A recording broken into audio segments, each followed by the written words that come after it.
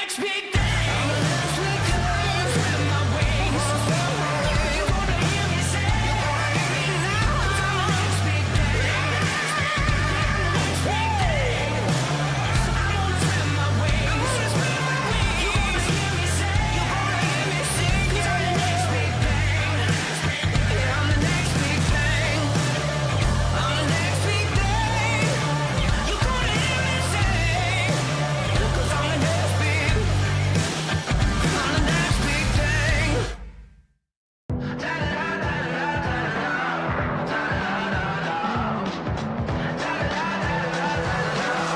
I'm the main attraction.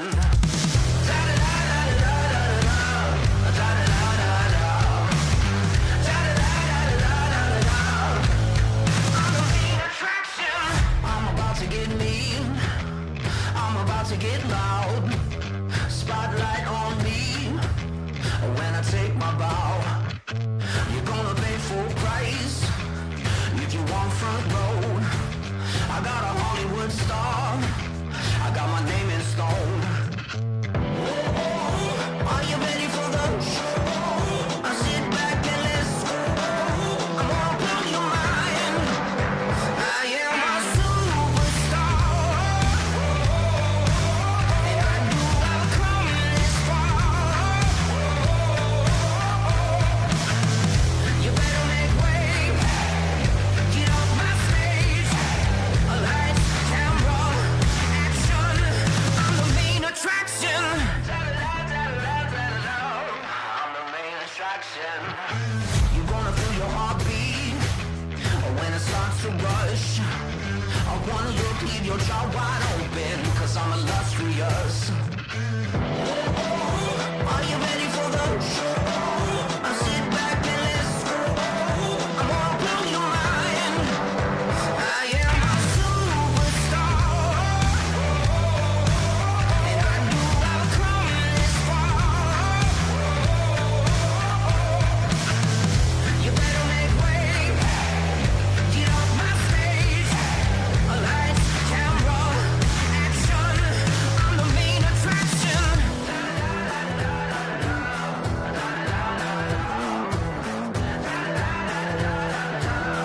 I'm the main attraction.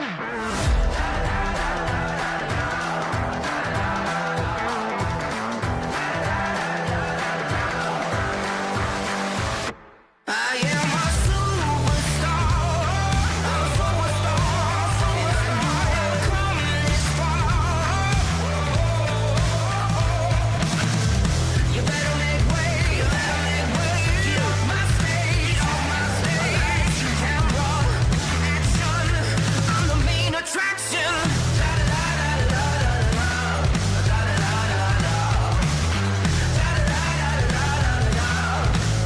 I'm the main attraction.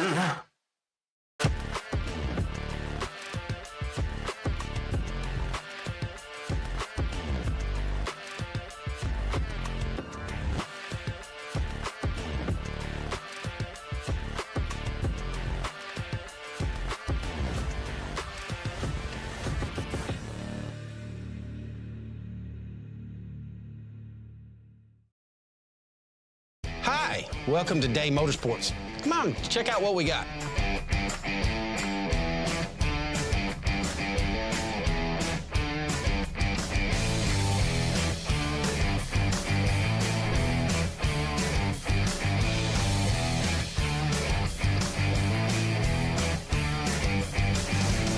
Thank you for keeping Day Motorsports in business for over 50 years.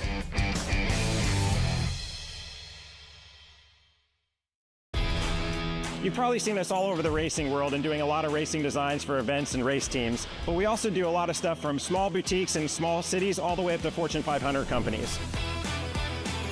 Your brand deserves to be seen. We print on more than just shirts, hats, jackets, bags, and much, much more. Custom corporate branding starts here.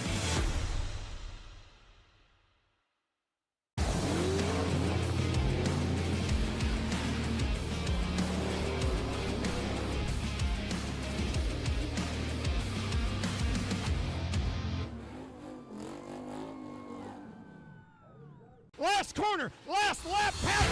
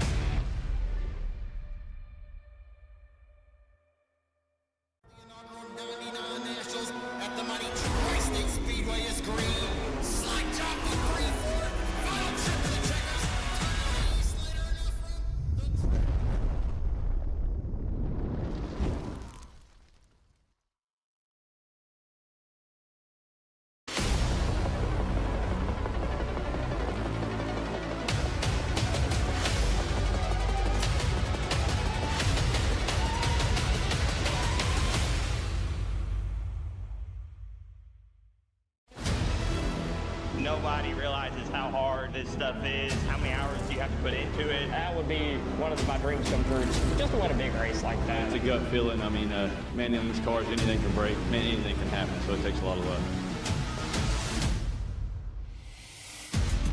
Fresh off of a rebrand in 2024, it quickly became our biggest year yet. With the action bringing us to 31 different racetracks, we produced over 351 live events. Short track racing continues to grow, and our mission is to help make it thrive. From our hometown heroes to those on the national stages, even across the world.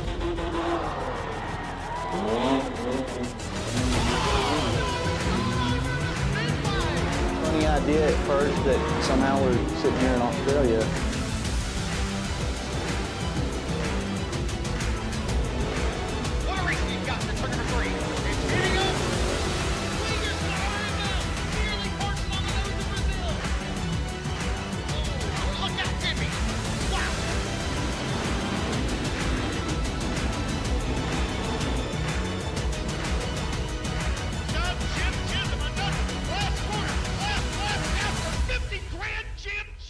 Every lap, every moment, every story, we are setting the pace.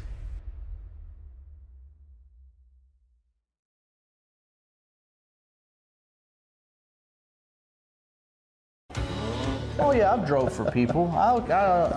It's whatever. And then, but it's like in another country across the world. That's a little bit of a challenge. Somebody stole a beer truck. It don't matter who it was. Grab a can and drink it up. Let's keep There's a lot of cussing, man, we're good to go. Yeah, we hit them. a lot of drinking, There's more than enough for all of us. maybe some nudity.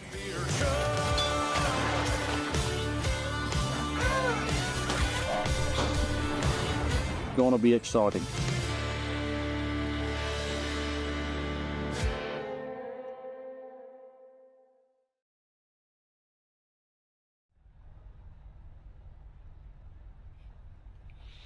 It is time for the new season of the Northwest Racing Series. The trucks are ready to roll on the virtual World Center of Racing. Season 12 of the Northwest Racing Series. Ready to launch for Monday Night Thunder. This is iRacing on LSRTV, simulcast on the Community Radio Network, and we're ready for the prestigious crown jewel of the Northwest, the Daytona 200.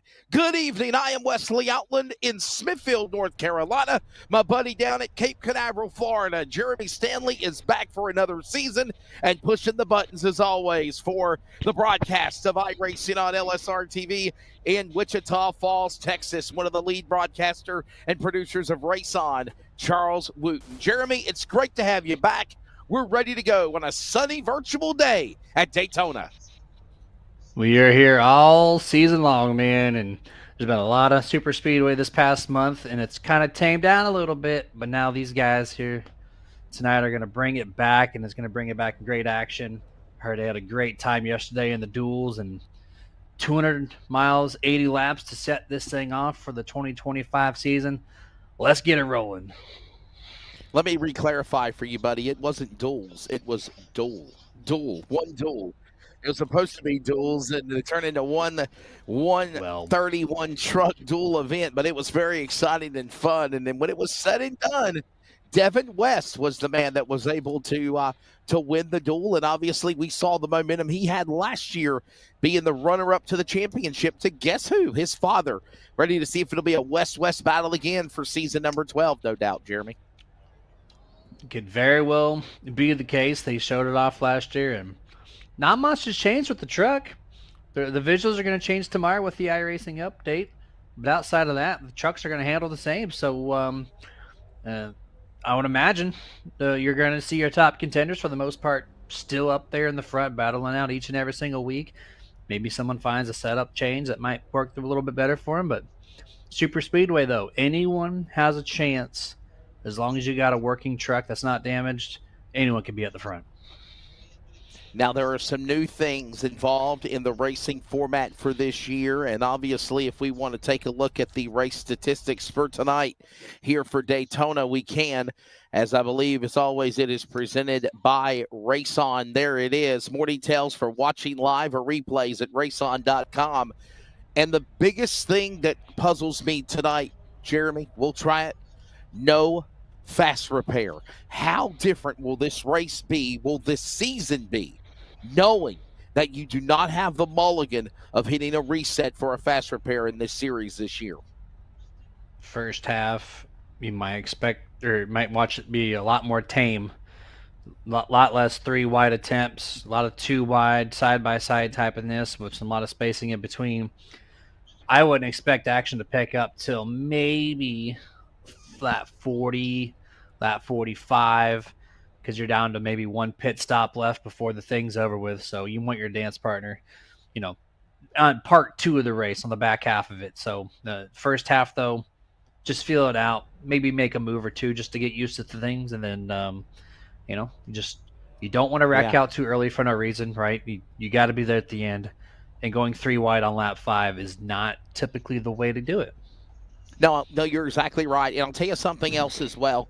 This race will be 200 miles this year. And in years past, it's been 250 miles, 100 laps, like the regular truck distance on Friday night during Speed Week. But for this season, to try to condense the time limit is what the biggest we're told, and working to help make it be quicker ran events for the Northwest on Monday nights. That's a good thing for me and you for sure, Jeremy, being East Coast people and they're West Coast people. They're going to have kind of a lower, not take the events away.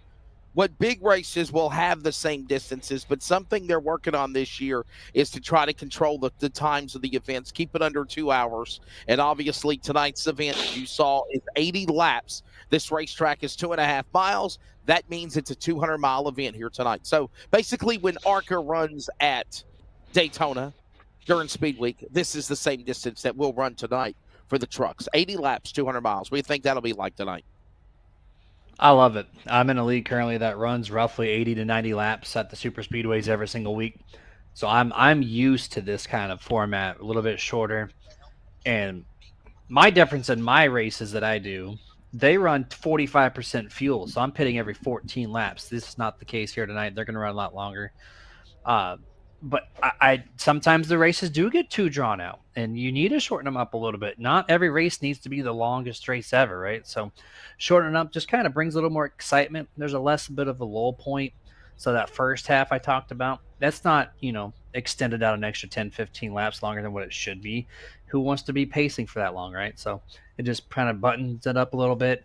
And for the viewer, you're not trying to watch it so long, You're trying to watch maybe half the length of an actual race. And so now we're in that realm of things, and I love the distance change. I think that's a great call. Well, that's some of the things we'll be watching, and for sure, also another deal that will be enforced will also be the attempts of overtime. There will be 2 attempts. I think in years past we've had 3. That's now dropped down to 2 attempts, and I got to give them props, Jeremy. At least they've not gone free for all and made it unlimited attempts for a finish of the race. Some people like that, and I'm not saying that don't want to see a race finish under green, but don't let them. I guess the nice way of saying is don't let the inmates control the asylum, and I think you're doing that when you give free reign of unlimited attempts to decide the winner at the finish of a race. Yeah, no, definitely don't want to do that. So there's got to be a line drawn somewhere, and the guys that want to be out here for 5 hours, people are trying to watch this race, ain't trying to be there watching hundreds of pace laps. So yeah, 2 to 3 at most. No unlimiteds, please, ever. Like, that should not be a thing. Well, we saw some pretty wild racing last night. As I can tell you, the drivers' meeting is ongoing. We're about ready to introduce the starting lineup in just a moment. Again, the field was set by qualifying last night, and the duel won by Devin West at the finish of a 30-lapper 75-miler. Now, tonight, they'll go about 200 miles, 80 laps. And here's a look at the Kaufman Creative weather conditions. The official website creator of LiveSimRacing.com is Kaufman Creative. Retain his services. Air temp at 70 degrees, windy day, 11, 12 miles an hour, and the track temp is 90 degrees. Remember, it's not nighttime, it's daytime, and that is going to really make it interesting to see what happens with the trucks racing in the day here at Daytona, Jeremy. My highlight right there, 13 out 12 mile an hour. Might not seem like too much going outside and standing there, but when your trucks are 170, 180 miles an hour, catch a little side wind there with maybe some aero tightness or something in the corner, it could pose some havoc. So wind gusts could play a role in tonight's race here. Very Daytona-like, and actually I can concur. Very similar weather to today. I live on this in Cape Canaveral side. You said that already on the opening. Yes, sir. And it's been very gusty. It's been sunny the back half of the day, so it looks a lot like the actual weather here today. So, you know, good stuff here. I tell you what, Jeremy, I know you popped in on the scene, the last, I think it was the playoffs whenever you started with us last year. How exciting is it to have you back for a whole season? And, you know, what are you looking forward to watching this year instead of just coming in at the playoffs time, but being able to take in the entire experience from Daytona to Homestead? You get two views from the broadcast perspective. One, if you're going to call the whole season, you get to learn the drivers. You don't get to just learn what their goal is, which is the championship. Now I get to learn more because I have the whole entire calendar year to figure all these guys out. Plus, we got some new faces in here this year, so that'll be fun to learn. And then second off, you know, I could always improve my skill. And so when I'm calling these races, I can look at what they're doing different than what I do. Maybe I can utilize my abilities on my league races to translate it over here to calling the action, which in return gives everyone a little bit better product. But these trucks are a pain, man, to get used to. I'm terrible at them in the draft compared to like the Xfinity. So, you know, we'll see how this goes here. But I'm a little selfish, but also a little educational. And in the past, it was Homestead Miami for the championship. Not this year. Season 12 this year. We'll have 4 drivers fight it out November the 3rd. That's right, the first weekend of November at Chicagoland Speedway. Without a further ado, it is time to get the season started. And we're ready to roll with the trucks here at Daytona and the starting lineup. Ryan Bloom on the pole in the 25 with a new wrap job as well. To the outside, it's Taco Bell time. The 11 of Roy Grande. They qualified in on the front row yesterday. And the Duel 1 winner last night, Devin West from Shelton, Washington. Dan Lowther finished second. However, he will be credited as the Duel 2 winner. Row number 3 will find Chris Kynes and the Catman James Vining in probably one of the greatest starting positions ever in his iRacing career. Troy Daggett and Brett Johnson make up row 4. And row number 5, Sean Reisman, a multi-time series champion of Cup and Trucks. And the road course king, Paul Newton. Jeremy, he'll start 10th. All right, P11 got Christopher White. To his outside, Dan West Jr. And row 6 here looks like we got, I have to take the top out. So Frank Karras on the inside there, and Ray Fordner in the 26. There's P14. Row 8, you're going to find Chase Carlito. On his outside there, the 00, Kevin Smith. 9. 17th, William Fletcher. And to his outside on 18th, John Ottenbacher in the 89. And then row 10, Ryan Gormley in the 22. And Stephen Parker in 23 and 20. Row 11, Rick Manley, a new member of the Northwest, and Dennis Moore in the 44. Row 12, the top 24 starters will find Spencer Hamilton and Ryder Shiflett. Trouble last night of the duels. We'll see what he does starting in mid-pack. Robert Campbell, and the defending winner and multi-time champion of the Northwest from Billings, Montana, Jeff Stamdow. Row 14, Chris Walters in the 9, a new regular, and Todd Miles in the 62. Row 15 for your top 30 will find Tyler King and the legend Carl Burke from Winnemucca, Washington. Row 16, we'll see Scott Hutchinson and Ron Hunter. Row 17 in the back, we'll find Cody Vickery and Troy Ollison. And the final starter of 35, former Cup Series champion of the Northwest, in on a provisional, Brian Barnes. Daytona International Speedway measures at 2.5 miles. It has got a nice tri-oval down the front stretch at 1,800 feet. It is a 3,500 feet distance from turn 4 all the way to turn 1. The distance from the finish line is also banked at around 11 to 12 degrees. 31 degrees of banking greets these drivers in the corners. Oh, and don't forget about that long super stretch, 3,000 feet long, that is known as the Daytona Super Stretch on the back straightaway. It is time. Green flag in the air. The new season for the Northwest Truck Series Best is underway. The 200 green. And you have a virtual race in Daytona, Jeremy. They'll send it off into turn 1.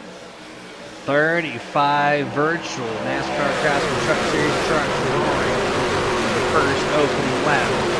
Daytona off into turn 2 on exit, a little spaced out here. And we see the early spacing from top to bottom, a lot of distance being given on this opening lap as they're about close to their optimal speed here to get to turn number 3 as they head off into there. A lot of 2 wide still early. Oh, one truck already in the wall. Looks like he's able to keep it up there, no contact to anybody else. Come off the turn 4, looks a lot more cleaner. And there's your opening lap. What will it look like as they come down to the tri-oval, give the opening lap for Brian Bloom? Everybody kind of just stays in line comfortably in position. No one jumping out of line. It is Bloom to the inside. Devin West, Chris Kynes right there in third. And you notice that they're all right now working the outside lane. And wait a minute, we got trouble. Big wreck in turn number 1. You saw it break out in front of you, but it's a number of big drivers. It's Dennis Moore crashing down below the bottom of the apron. Todd Miles, Cody Vickery, Manley, Tyler King, all involved in an accident going into turn number 1, Jeremy, and it's our first caution of the night. We talked about no fast repairs, and Wesley, here we are. Turn 1 and 2 on lap number 2. As we catch the LSRTV replay.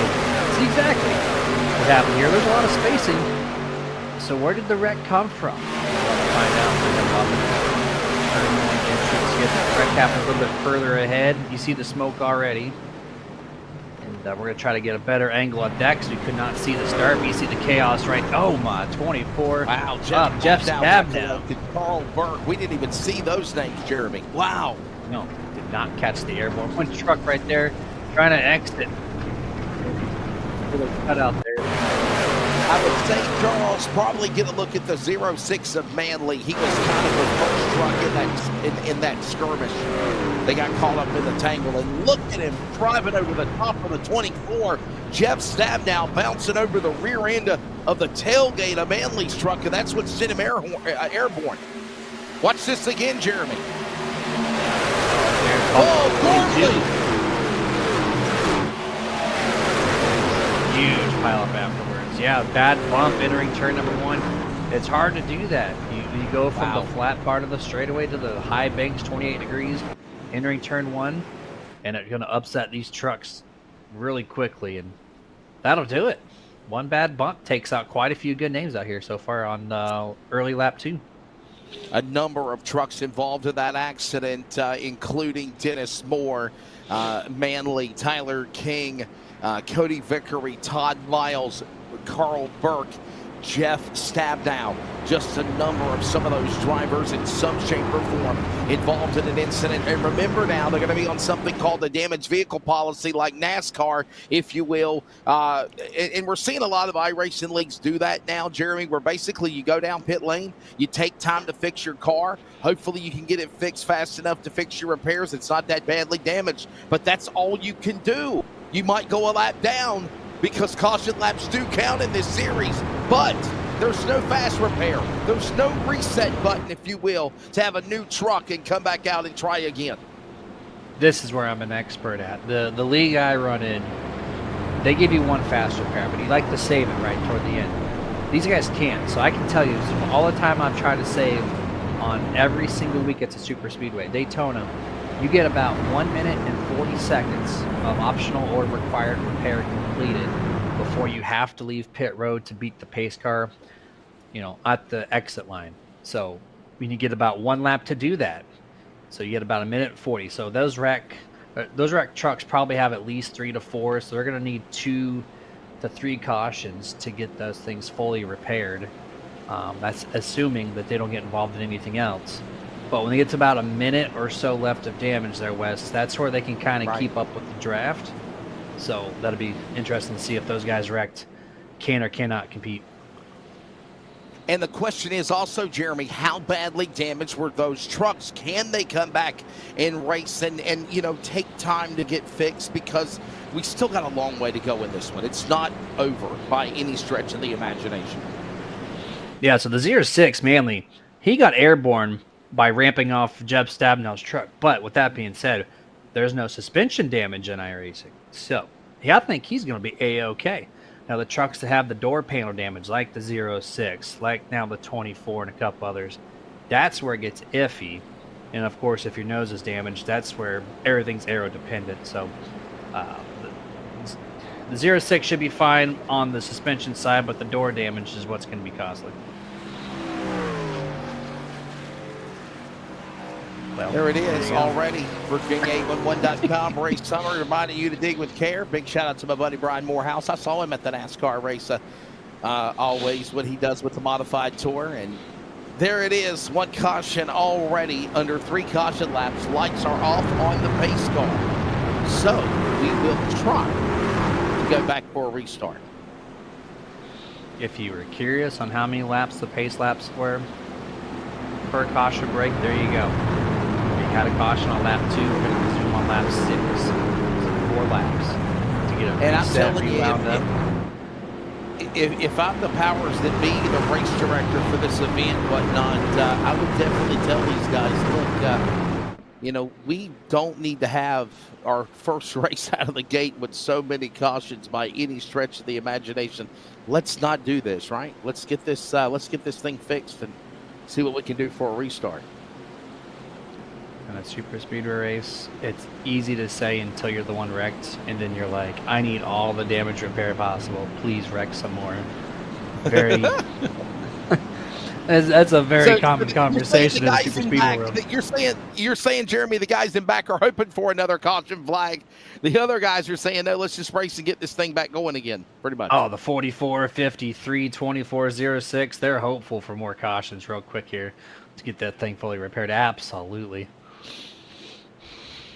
But I agree. For the viewers out there, we want to see some green flag 2, 3 wide.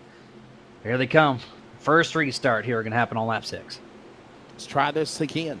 We'll see what happens as these drivers work their way back to the restart zone, the Geico restart zone. Here comes the field now, working back to start finish. Green flag back in the air. Charles, turn the not much. It's just really low as the race. Devin West, Brian Bloom, Roy Grande bring them back to green. It's a little more. No, the trucks. The rolling trucks are very low. It's very faint. Okay. Wes is looking for his own version of Crank It Up. I am. Ear cups right I here. love the rumble of the trucks, Charles. I do. I love them. I love them, Jeremy. Big. Thank you. Oh, caution. Already. Wow, second on the same opening lap here.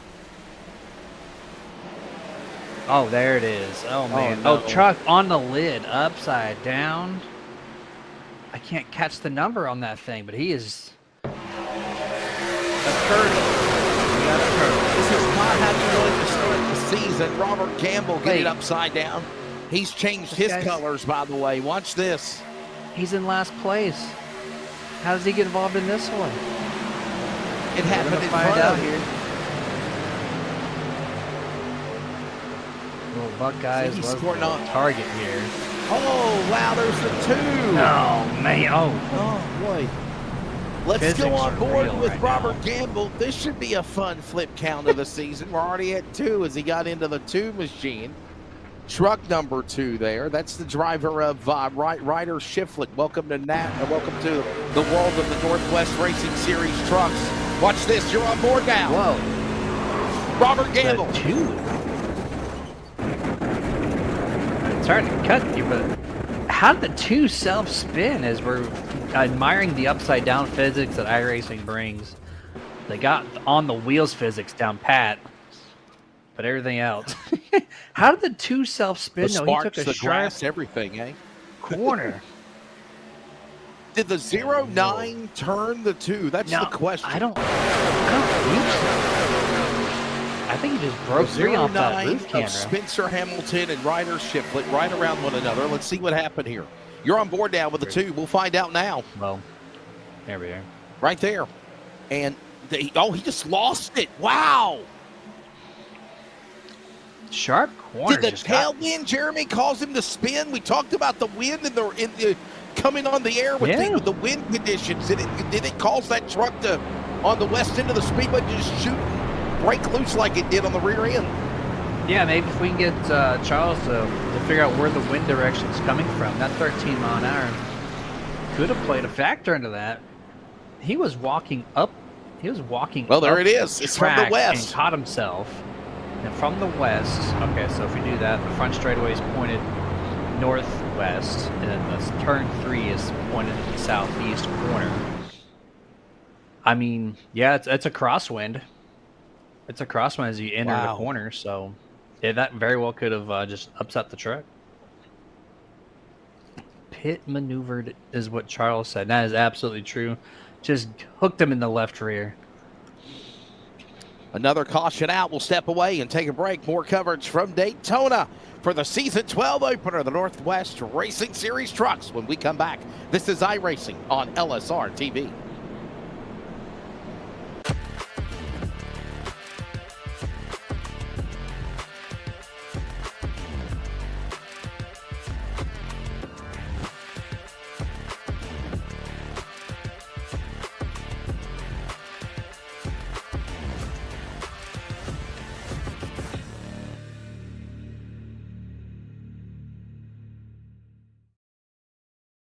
Hi, welcome to Day Motorsports. Come on, check out what we got.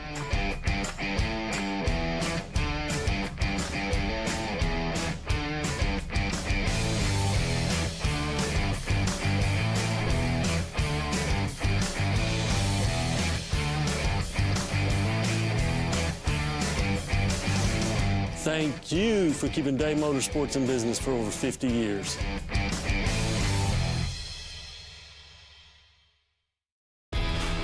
You've probably seen us all over the racing world and doing a lot of racing designs for events and race teams, but we also do a lot of stuff from small boutiques in small cities all the way up to Fortune 500 companies. Your brand deserves to be seen. We print on more than just shirts, hats, jackets, bags, and much, much more. Custom corporate branding starts here.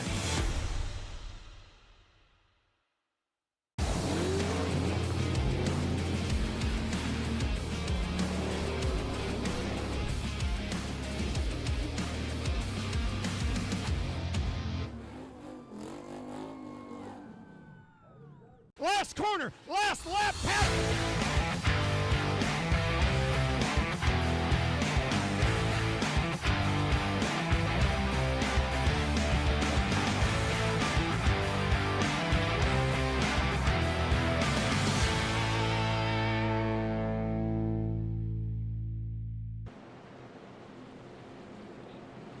Back here at Daytona, the lights are off on the iRacing safety car. We'll get ready to bring the pace vehicle onto the pit lane, and we'll see what happens between the Bomb Speed and Napa entry on the front row.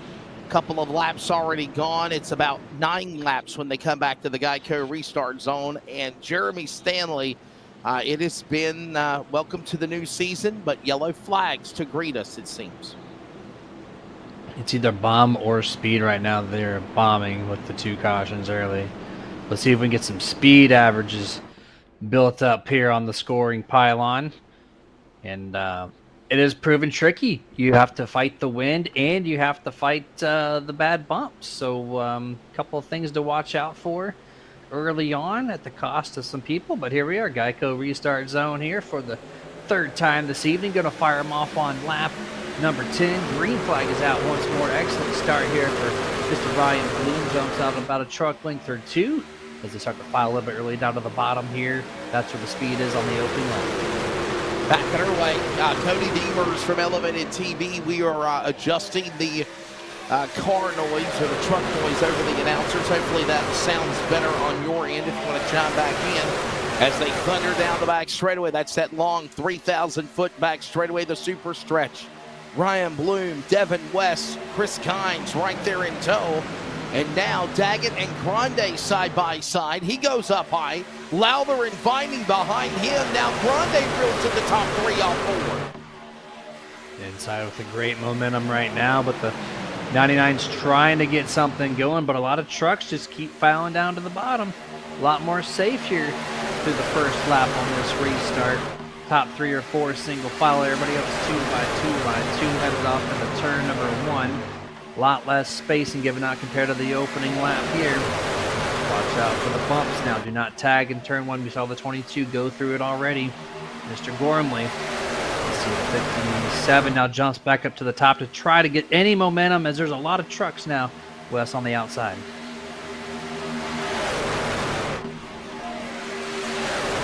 Down to the direct. There it is, the Look 44. out, trouble in turn 3, 44 in the wall. Truck caution out again. Dennis Moore involved in the second Moore, wreck out of 3 cautions. They saved it, Wes. They saved it. And then the checkups, what it looks like, took him out here on this one. Charles, they're saying if you bring about 2 more notches, 2 or 3 more notches, it'll probably sound better. So there is a look at it, and here comes a replay. The 44, Dennis Moore, the driver of Rick Manley, and, man, host of other trucks. Ryder's Shiflett, I believe, got collected in it. Watch this again. Oh, Manley gave a punt to Moore. Brian Barnes, former Cup Series champion, nowhere to go. And spinning Todd Miles on the bottom of the apron. Just a domino effect of ARCA brakes. Sent a lot of people off into turn 3. 06 jacks up the 44, and then the 9 just comes through and just takes all 3 of them out there. So a little heartbreak situation for a couple of those guys. And that was, again, checking up for what could have been a wreck in turn 3 entrance. They held it down to the apron, but it was hitting the brakes up front that kind of set everybody off into that big wreck there in turn 3. Spencer Hamilton was the 31st truck a lap down. I believe he'll get the free pass of the wave around to get back on the lead lap. So it'll put 31 trucks on the lead lap. Ryder Shiflett, 4 laps down, 5 laps down. Rick Manley and Robert Gamble and Stephen Bartlett now multiple laps down now, 10 laps down. I believe he's still behind the pit lane, if you will, as getting service when he got caught up in the accident on the start of the race. And we've had 12 laps complete, and it seems like it's been all caution laps we've ran. If you want to take a look at the race summary again, just about 25 miles into this race, and there it is. 3 cautions, 8 caution laps, 2 lead changes. That's presented by Virginia811.com, reminding you to dig with care. And again, Jeremy, come on, guys. We need to get some laps under our belt here. This is not good to come out in the first corner and have your opening, 20 laps be caution filled, because that's what it seems like it's happened. Yeah, I mean, you get the excitement of the season going. You got a lot of extra drivers in here than you might have 5 weeks from now. A lot of eyeballs are on the league at the same time. We got over 30 viewers consecutive on the YouTube side here. So, like, it is time for the admins to maybe key up in the overall chat and say, hey, guys, let's just try to run a little bit of green flag laps without trying to push the issue here. But, yeah, it's just it's tough, man. It's the opening season, so there's a lot of people that are motivated to race in these things, and so they join in. It's a super speedway, of course, so you get a lot more for that naturally, and then it's just a tough thing, but you gotta control the crowd. It is the Northwest Racing Truck Series Season 12 opener here in the Daytona 200 from virtual Daytona International Speedway, and we are also approaching the top of the hour. Very quickly, we'll pause for 10 seconds of network identification on the Community Radio Network, and we'll be back with more coverage when we return from Daytona next. Community Radio Network, WCRN 87.9 FM, Clayton, Garner, Raleigh, North Carolina, USA. We are CRN. Back here at Daytona, the one to go indication is being given to the field. Lights off on the safety car. Jeremy Stanley, Wesley Outland, Charles Wooten with you for another season of iRacing on LSRTV and the Community Radio Network for the Northwest Truck Series, the Northwest Racing Series. And if you'd like to get signed up for the new year, if you're a member of the Pacific Northwest, you have to live in the Pacific Northwest. You have to go to Northwest Racing Series on Facebook. They'll give you the Discord information, and we'll get you signed up. And, of course, we'd love to have you join us. 35 drivers took the green flag. Dan West Jr., defending series champion. Let's see where he's at right now on the racetrack. Dan West Jr. currently hanging back. I wonder if that is a bold strategy to do that right now, because obviously he's in the top 10. He's in 8th position, but we're seeing his son be up in the front earlier. But, man, I'll tell you what, the fast qualifier, Jeremy, from last night, Ryan Bloom has really been able to hold off Chris Kynes and everyone else here on these restarts. The checkups and the wrecks have been in the back half of the field so far. So being in the front is the safest area. So if you're in the top 10 right now, you're 3 for 3. You've been safe. But that doesn't mean this next restart can't have trouble in the front. It's just more organized up here and a lot more chaotic in the back. Hopefully they got the picture now. Hopefully we're going to have some green flag action. I'm feeling good about this one, Wes. I think we're going to get maybe a full field run in. But we'll find out as they approach what was the Geico restart zone. I forget the sponsor now, but anyways, here they come. Yeah, we don't have a title sponsor for the restart zone. It is the Geico restart zone as they get ready to make their way back to that box. Here they come. Ryan Bloom, Chris Kynes on the gas as the green flag flies. Look like possibly a little tire spin from Kynes on road 2 on back. But somehow they get that mustard momentum heading forward, and they'll set their sights on Ryan Bloom again. He'll climb that 31 degrees of banking heading to turn 1. Both 25 and 57, both with a little bit of tire spin there. Able to keep it going straight when the tires, there's not too much tire wear here, but oddly enough, they had some debris on the tire. And there goes number 5, Mr. Dan West, pushing the crap out of Ryan Bloom. The 25 headed off into turn number 3. There's your Taco Bell truck, Roy Grande Jr. trying to close in a little bit. The third truck in lane, position in line to keep that outside or inside going right now. 5 minutes. Then and Ryan, all 3 trucks ahead of the outside lane there.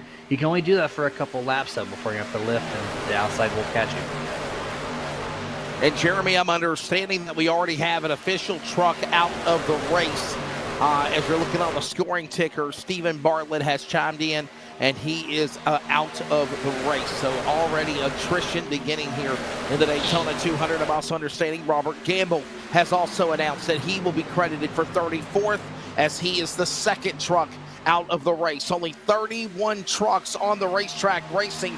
Other trucks behind the wall, multiple laps down, getting service. As right now, Ryan Bloom leads them again off turn 4.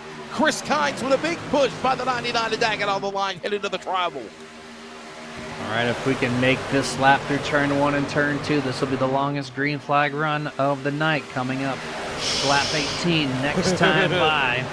Maybe if I jinx it early, they won't do it. Who knows? So far clean through 1 and 2, and we got it. Longest green flag run so far on the back straightaway. The 57 trying anything he can with the 99 of Troy Daggett to get up to least lead a singular lap. And this is a great time for him. Let's ride on board with Dan Lowther on the helmet cam here.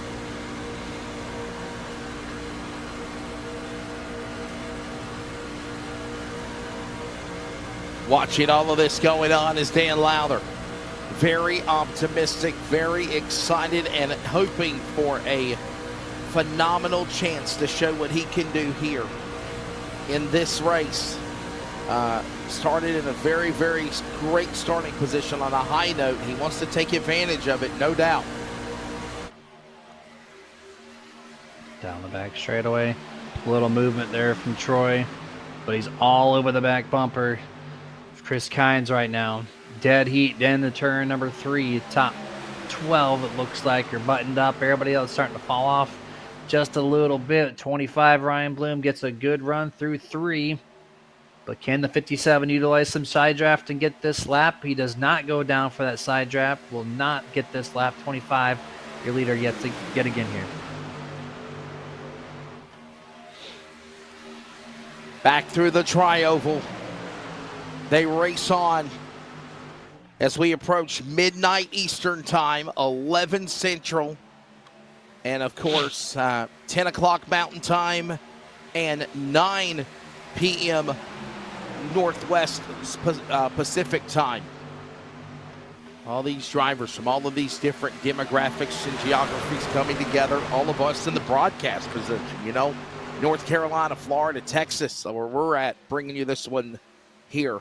And we're looking forward to another fun season from Daytona to Chicagoland. How about that for the championship finale now to be moved to the Windy City at Chicago Speedway? Fictional track to end the year.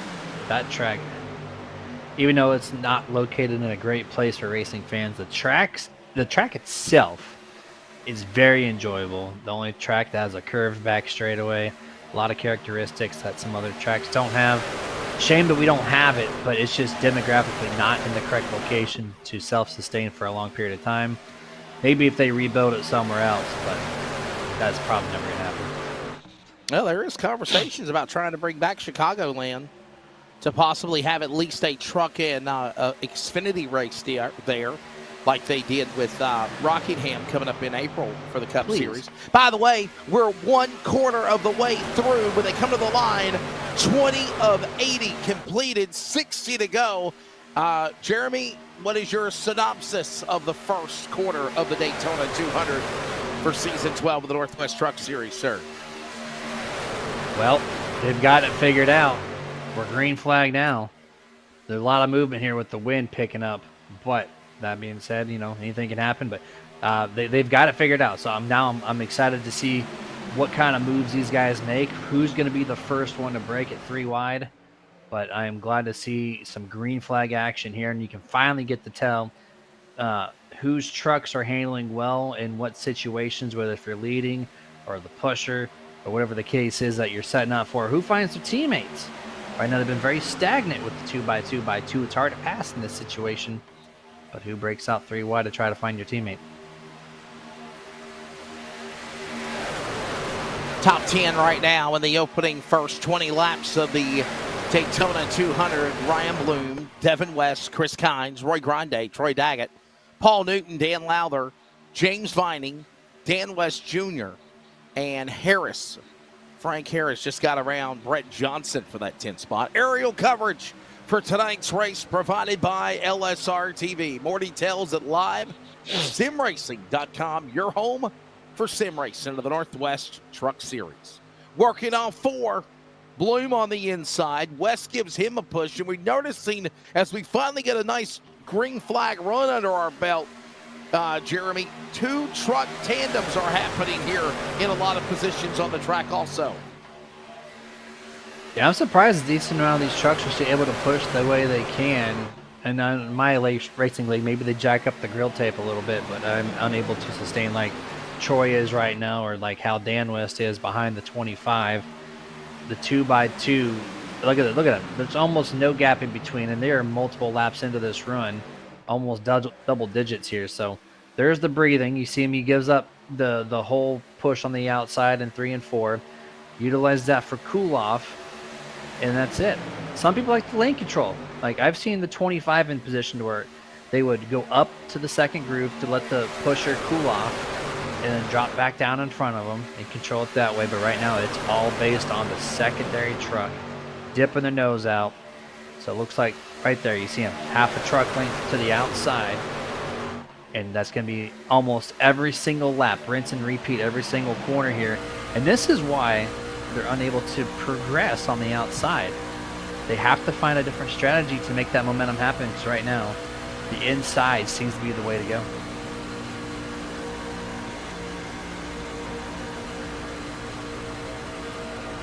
On board, Troy Daggett.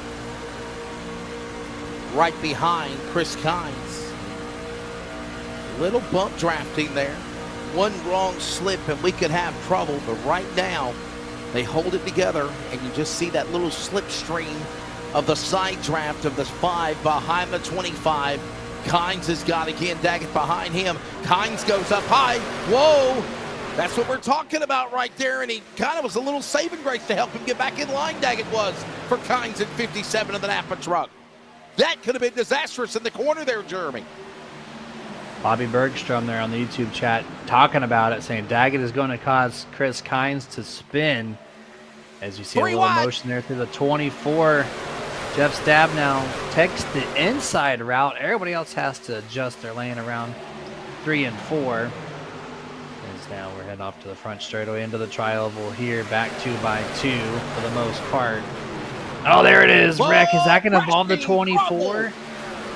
Carl Berg, Jeff Stabnow, John Ottenbacher, Walters, the 9, the 2 involved also. Another crash, and we go under caution again. You knew it was bound to happen. I'm hoping it wasn't caused by Stabnow being on the inside. Usually the lap truck takes the outside or below the yellow line. We'll have to get an LSRTV replay on this one. Here we go, turn 4. What happens here? Watch the third row right there. I don't think it was his fault. I really don't. Oh, boy, Stabnow got hooked. The green truck hooked him. Yeah, Cody Vickery. Wow, Vickery turned into the lap truck of Stabnow. Stabnow down to the inside of the 14, pushed into the 24, which caused Stabnow to turn into the pack there, Jeremy. Holy cow. How? We saw the loose in turn 3. On the tri-oval, you should not be affected by that wind, that crosswind, but I don't think iRacing blocks the wind through the grandstand. So that might have been affected. Another look at it. Watch this again here. Yeah, he just turns left. Inside in his world, no one bothering him. Look at Vickery, and man, looking at it again from this angle, Jeremy, it looks like maybe a bump draft from Dennis Moore. Dennis Moore got a bump draft to 14 and caused him to turn into the 24. Can we look at it again, Charles? Let's go on board with the 44. I think on board with Dennis Moore might give us a better angle of what happened. No, it doesn't look like a bump. It looks like he went up the tri-oval just for a moment and then quickly jerked the wheel left. Yeah, we're going to have to. Can we do a little VHS rewind here? We're going to have to go a little bit further. There we go. Okay, here we go. I don't think there's contact. I think he just went up the track and washed down. Tons of space. He just overreacted. Wow. Into the catch fence. Talk about Dennis Moore, lucky. Dennis Moore, lucky. And the defending multi-time winner of the Daytona 200, Jeff Stabnow, goes for a crazy crash. Here's another look at an instant replay from another camera angle. And Noah, correction, we got pit stops happening, actually. Yeah, we're on pit road here. That was a decent green flag run, so everyone's on pit road to change either, or actually just fuel up the gas tank or change the tires. But based on these trucks and how they're handling, maybe you do want 4 virtual Goodyears. Just a lot of looseness randomly. The tri-oval was completely unexpected, but man, that was wild from the 14 there. Cody Vickery. I'm surprised, Jeff, the Stabnow's truck is still in pieces, Jeremy. I'm surprised it's not torn apart. I mean, he got door checked, but it didn't look like he got destroyed.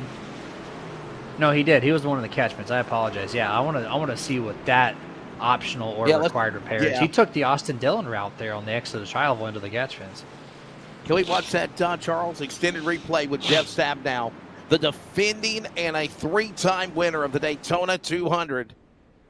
Let's see what it was like for the 24. Again, we'll go from a camera angle, and then we'll go on board with Jeff Stabnow in the cockpit. Let's watch this one more time as it happened here coming off of turn 4.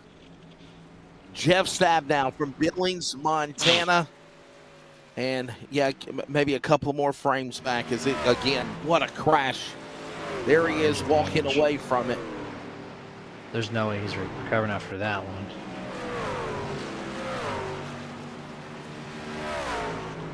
We're understanding it's too far back, so we can't pick it up on the replay again. Whew. Anyhow, Jeff Stabnow not having the start of 2025 that he would have liked to have had, Jeremy. No, I mean, a couple big names that was at least in contention for the championship. Not having a great start. Dennis Moore, 44. Jeff Stabnow, 24. And that's all. Every single wreck, all four of them have been behind 15th place, it seems like. So, you see the one of the trucks taking off for their wave around here. The pace car lights are out. That means we're going green flag on lap 30 this time by. But yeah, the safe spot on the track is on the front half of the field. Now you know that. So how do you get to there when it's 2 by 2? You need to find that partner to get there, maybe force that 3 wide now. If I'm a driver and I'm sitting in 20th place, I'm like, hell no. I'm going to the front just because based off of averages, I'm going there.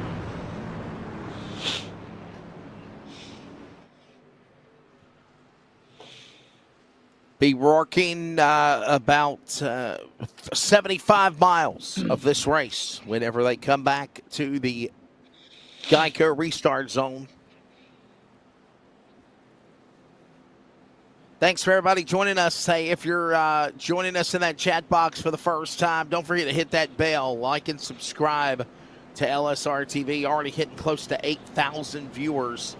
And we look forward to a fun season. It'll go on from tonight all the way till November 3rd. Couple of weeks off because of holidays or, you know, just needed a break or a week 13 update or something like that. But for the most part, we'll be strapped in with you here every every Monday night for the next, 26 races after tonight.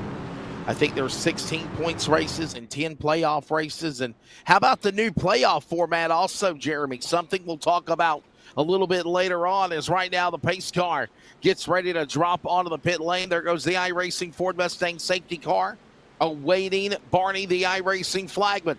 And he's feverishly been waving yellow linen tonight. Green flag back out, 75 miles in, about 25 miles to the halfway mark of the Daytona 200, and Devin West gets the launch now. Over Vining, over Bloom on the restart as they set sail into one. We'll have another caution here to talk about the playoff format, but look at this, single file, 6 trucks deep. The 25 quickly says, nope, I'm used to leading. I want to go back here. Now he's going to have the 27, Paul Newton there, to try to be the 2-truck assistant on the outside as the outside starts to close in on the 25 and 27. But Dan West is going to lead this lap, it looks like, with the triple threes. Mr. Vining right behind him, all over the back bumper of his Chevrolet Silverado here. Headed off to lap 31, and indeed the number 5 will lead this lap.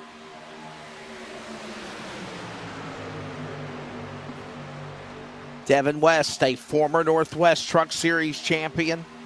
He was in that battle with his father last year, fighting for the championship. Just came up one spot shy. Special monumental night for Devin West as well.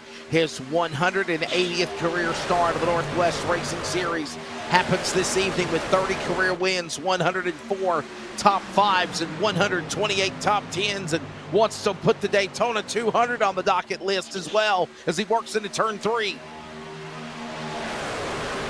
Making a great effort of it so far as we're getting closer and closer to the halfway mark here. 9 laps to go before the halfway mark is set in this 200-mile event at the virtual Daytona International Speedway. Still 2 by 2 by 2 this entire field is. The 27, Mr. Newton, trying anything to get the 25. Mr. Ryan Bloom up to the front once more, but that inside West just has the slight edge. When there's no lane changes, it just looks like the slight advantage. is going to be preferred on the inside, which for me in the truck racing on Saturdays that I do, completely ass backwards. Usually if I go to the inside, I go from first to 15th in 5 laps. So it's very awkward to see this in this event. Hey, usually this race has been ran at night. It's in the daytime, but we're starting to see massive cloud cover as they come to the line to complete lap number 31. What kind of conditions will that happen to the trucks also as they work their way back on into the corner? Handling's already an issue. Now you're going to put fog. The handicap is set a little bit more. So I guess when it does creep over the entire facility, I guess we'll just find out. We'll find out live. I have no idea, but look at this 33, or triple threes rather, has a chance to lead a lap if he wants to go to the top. Even Troy Daggett in the 99 momentarily had time to move up. Elects not to. Does he do it this time? He sees it. Spotter's calling him clear. Is there going to be any movement here to change it up? This time Dan West is still going to lead this lap. Looks like the triple three is looking. He's getting his nose out there. I thought maybe he was going to decide on that. But here comes Ryan back with the run on the top. Blocks the 99's chance. Triple three stay behind the number 5 as they get to turn 1. And what a drive by the Catman also. What great precision working down around the racetrack right now as we're closing in on the halfway mark of this race in about another 6 laps. It is West on the inside. And what a run for the Catman. James Vining also putting himself in a great position to possibly not only have his best finish, but even possibly a win in the Northwest Racing Series in his 226 start. He's never won 10 top 5s, 52 top 10s right now for the driver we call the Catman, James Vining, and he's right there locked with Devin West as they go back into 1. Still the 5 and the triple threes by themselves on the inside. Outside still not able to get momentum where they need to, as they're kind of locked into position right now on lap 35 down the super stretch here at Daytona. Head off into turn 3. Exact same formation as they were the last lap, last 2 laps. What will happen different here? You've seen a little more spacing here. That means the patient game is playing. They realize we can cool off a little bit here. And this is what we need to tick down the laps. Remember, in the pre-race, we talked about maybe lap 45 will be when we start to pick things up a little bit. We're 10 laps away from that mark there. And I think that's something for sure that we're going to have to keep an eye on, definitely, because the first half of this race was very caution-filled. More yellow flag pace speed than full speed racing right now. Devin West in the lead. He leads the way. By the way, fastest truck of the race so far, Christopher White, 8 laps down in 30th, 46.511 seconds. And right now he's on pit road getting service. And by the way, Devin West just got clocked at 201.8 miles an hour as here he comes to put another lap on the board. Now he dropped down to 198.3. That draft with Vining is making the leader's truck get faster. 201 in the trucks. That's some outstanding speed here around the virtual Daytona International Speedway, as we're still pretty buttoned up on the inside. Ryan, you're getting a little bit closer now to these door panels of the triple three, the 99, the 77. That's Harris, by the way, in the 77. Haven't talked much about him today, but he's been in this top 10 all night long. It's a great showing here for a lot of these guys. A lot of great speed, a lot of steady hands out here inside the top 10. Yeah, very impressed with the job these guys are doing, no doubt, as they get ready to come to the line and put another lap on the board. 3 laps to the halfway mark here, and we'll have 100 miles in the Daytona 200. Devin West stays locked to the inside. He's committed to the bottom. It is Vining right behind him, so is Daggett. Then you go up top, and there you see the man on the outside of the front row, Ryan Bloom, who was the fast qualifier. He's now back to 5th, but he's leading that outside lane as they work up the banking to 3. Outside lose a little bit of steam there. 3 trucks now solo on the bottom, maintaining their position as the outside You're going to run the upper half, still giving a whole truck length of space on the inside lane here across the line. 2 laps to go before the halfway mark. 5:33.99 still leads the charge on the inside. 5:27, and the trucks behind him a little off center, getting through the corner. That's the 63, it looks like, of Lowther. He was a little upset there. I thought for a moment he was going around, but thankfully he's able.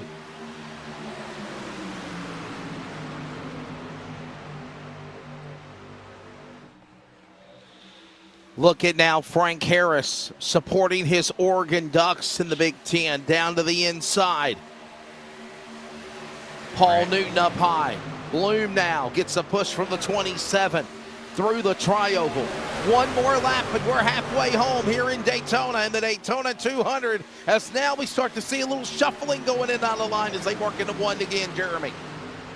We're catching lap traffic. One truck high on the outside. Oh, it was high, but now he's going back to the bottom. Last time we passed a lap truck, we saw what happened.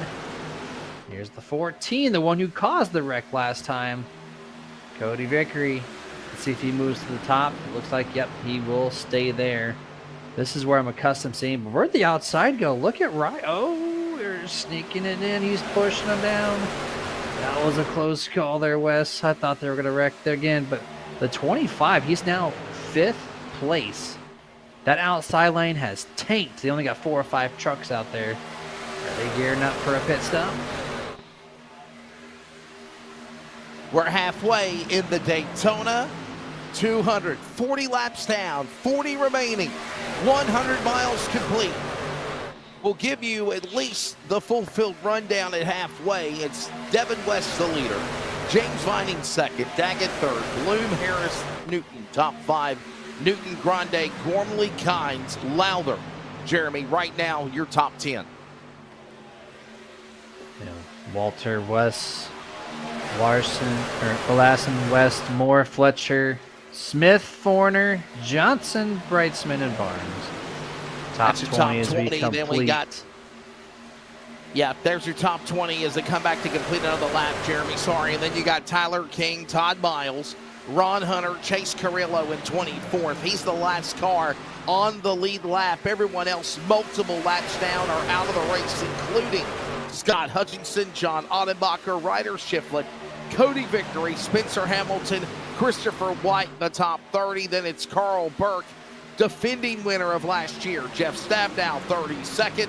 Rick Manley, Robert Gamble, and Stephen Bartlett are out of this race as we are working lap number 41, the first half of the 100 milers here at Daytona. Jeremy, what do you think we're going to see in part 2 coming up now? I want some 3-wide racing coming up real soon, but I understand if they don't want to. We got pit stops coming up kind of soonish, and it might or might not be the last pit stop of the evening. So you got to hit those marks. So I would imagine they're going to maybe take it safe as they're going to go 3-wide here once more. Ryan's going to, I thought he was going to run right next to the door panel there. Little scattering around, one truck. Roy Grande underneath the yellow line. They clear the lap down truck. These are almost all the way down Dune, so. And 27, trying what he can. And that 2-truck tandem drafting, Jeremy, is continuing. We're seeing between West and Vining. We're watching it between Daggett and Bloom, Harris and Newton. Obviously, Bloom and Newton. Now Gormley getting into the mix. We're watching 2-3 trucks tandem drafting here. Definitely something different than what we've seen in the past. Nobody has been brave enough to stick it 3, not even 4 wide. And when they did in the start of the race, that's when the big wrecks happened. Very easy to cause a wreck at 3-wide. Talladega, you can go 4, no problem. 3-wide at Daytona, it feels a little sketchy. Speaking of sketchy, I saw Gormley tag the back bumper of the 57 to try to, or 27 rather, to get this outside going. And it upset the truck of Mr. Newton. Wow. And I thought he was going to go for a loop. But let's see what he does this time here. He is trying everything, though. He wants this outside to move. And being the 3rd truck in line, it's kind of an important spot. But even with the assistance, not able to get this outside momentum. Look at this. Almost 4 trucks now, single file on the inside once more. Oh boy, hold on. Chris Kynes down to the inside of most bonside off Gormley and Newton. He tries to make a push to get back up into the front. Started this race in the top 5. Chris Kynes hooked up with the 11 of Roy Grande. How about Ryan Bloom and Roy Grande on the front row to start this race? 100 miles in here already now, Jeremy, and they're still in the top 10. Bloom in 4th, Grande 7th. Great run by these guys. Holding lane. I see your old pal Jason Rockefeller. He's in the chat. Welcome, man. Welcome Hey, to Jason. on that broadcast here. Yeah, long time no talk. He's looking to maybe get some broadcasting done this summer. We'll see here as he's on his school break every summer. So I'm glad you're tuning in here. We're just over halfway in this race. Been caution filled in the beginning, but right now we're getting the good 2x2 action that we were expecting from these guys so far in the mid part of this race. Yeah, Jeremy, before he popped in and done the playoffs, we had Jason Rockefeller work with us on many occasions, on many broadcasts. Obviously, good to hear from him. Thank you. Through the tri-oval, coming to lap number 50 here, lap 45 now completed. Devin West right there in tow. To the outside now, Ryan Bloom pushing for the second on James Vining. I am so impressed with the drive the Catman's having. And how about also Frank Harris, Jeremy? Guys that are normally in the back of the pack, up in the top 5, trying to win here in Daytona. Starting to see a little more movement. This is what I want to see. We're on lap 47. We're closing in on the 75% mark in just about 14 laps. And that's where things are going to get real dicey here. And on the chats, Bobby Bergstrom, go Grande or go home. So we know who he's cheering for. That number 11. P8 right now at the line. I love that too. Go Grande, go home. Go Grande or go home. Ole. To la casa. Whatever the hell that means. To home in Espanol. Yeah, mi casa es su casa. I bet you that's what he's thinking right now here in Daytona, because he wants to be here at home and win the Northwest Racing Series. What a run for him right now in that 8th position, as it's still Devin West. Why is that truck looking so good so far here? I mean, nobody has been able to challenge the 5 at all since he's been in front here, Jeremy.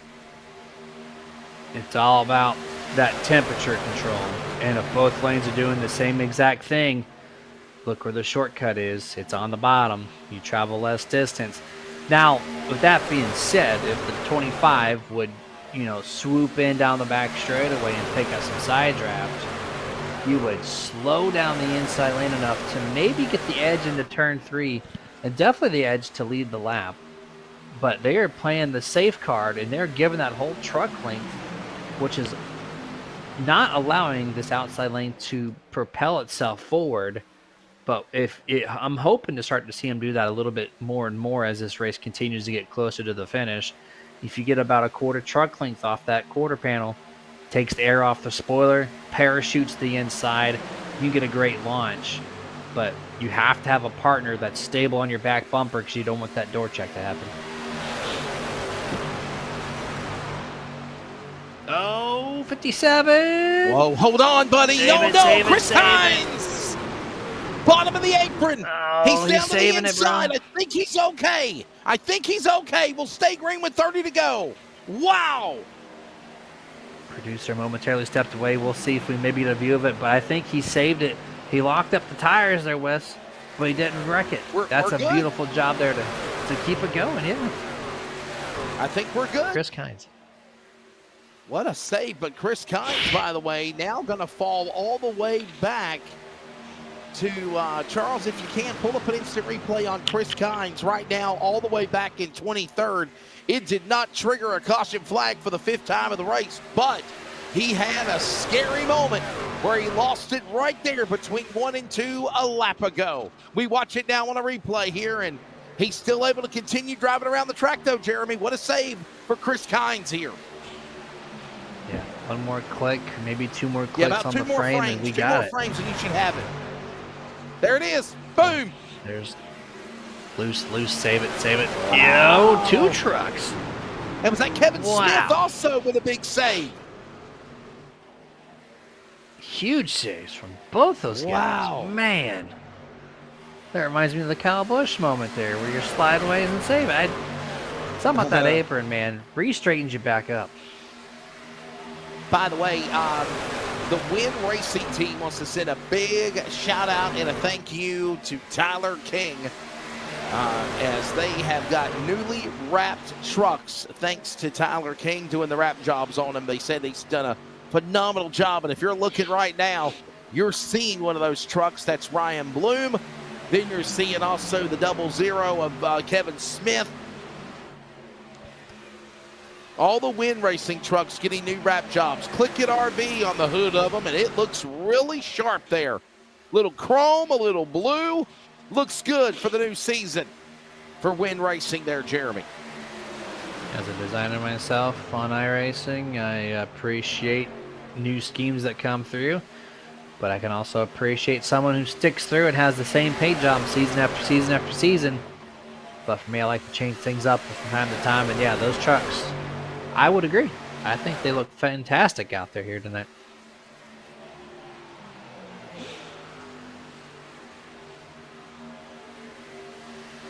Jeremy Stanley, Charles Wooten, I'm Wesley Outland. Thank you for joining us for the lid lifter of the Season 12 of the Northwest Racing Series Truck Division. There is possibly a plan to put something together with another Northwest League on Wednesday nights, a possibility. They're working on it, but obviously the Monday series here for another year, 12 seasons strong. And right now, Devin West in the cloud cover, leading here in Daytona. He has not faltered whatsoever when he got around Ryan Bloom for the lead. And how about James Vining, though, Jeremy? He is right there, a little pep in his step, a little giddy up and gallop for the 333. This man can taste victory. Right now, he's in the bridesmaid spot. And he is full commitment to the back bumper, the number 5. He's been there for 20 plus laps, it feels like, and I think, yeah, they restarted on lap 31, so he's been there now for 24 laps on the back bumper of the 5. He's had plenty of times to move up in front of the 25, but no, he's being a true partner, keeping it there, knowing that this is the best spot on the track to be, and doing a phenomenal job of managing that temperature underneath the hood. And very steady wheel. A couple movements here and there, but for the most part, he's able to maintain that speed because he's got a straight wheel. Up high, the 09 machine had problems earlier in the race, multiple laps down. That, of course, is the driver there getting out of harm's way, letting them have at it, boys. There's Hamilton, Spencer Hamilton. And there goes the cloud cover, which looks like it's literally about to become nightfall here as they work back into the corner. And Devin West still holds his line. Could we be seeing green flag pit stops any moment, Jeremy? It's expected. I am really interested to see when they do come down pit road. They cannot make it from this point. So when do they come down? If they pit right now, they will be able to make it. Remember, they restart on lap 31. So we're on lap 56, right? So we're 25 laps into this run. And lo and behold, there's 25 laps left. So we're at the halfway mark of that little stint. So at any moment, we can see them find pit road. We know they can make the distance from here. But, you know, most of these guys, I would imagine, are going to run this thing dry, which would be in the next 5 to 7 laps, if I had to guess correctly. So look for lap 63-ish to be that lap. Yeah, I'm thinking between lap 63 to 65 is when I'm predicting green flag pit stops to happen. So that'll be around 20 to 15 laps to go. Right now, or 18 to 15 laps to go is what I meant to say. As we're closing in on 23 remaining when they come to the line off of turn 4. Devin West gets a poke from Vining, but Vining stays locked to the back end of the tailgate of the 5. Does not go nowhere. Ryan Bloom now with a little help from Newton on the outside lane. There's a push there with Ryan Gormley also.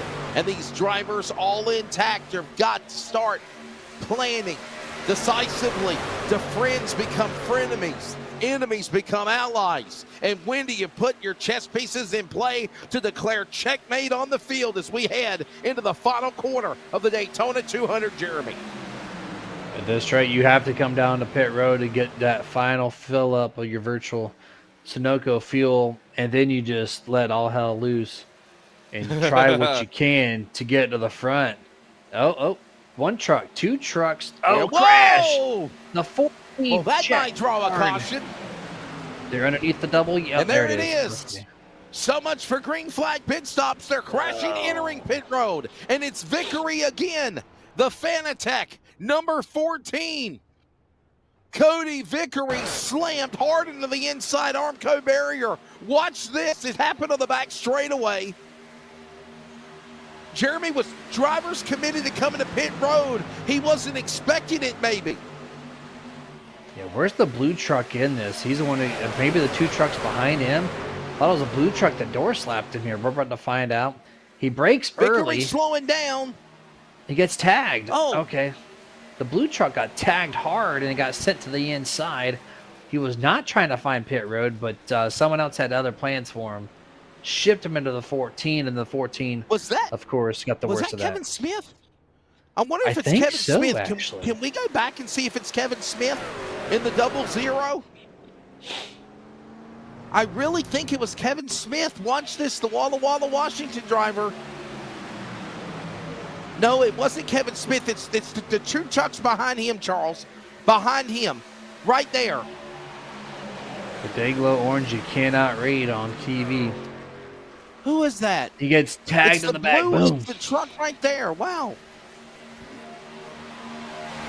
Orange numbers have always been tough to read.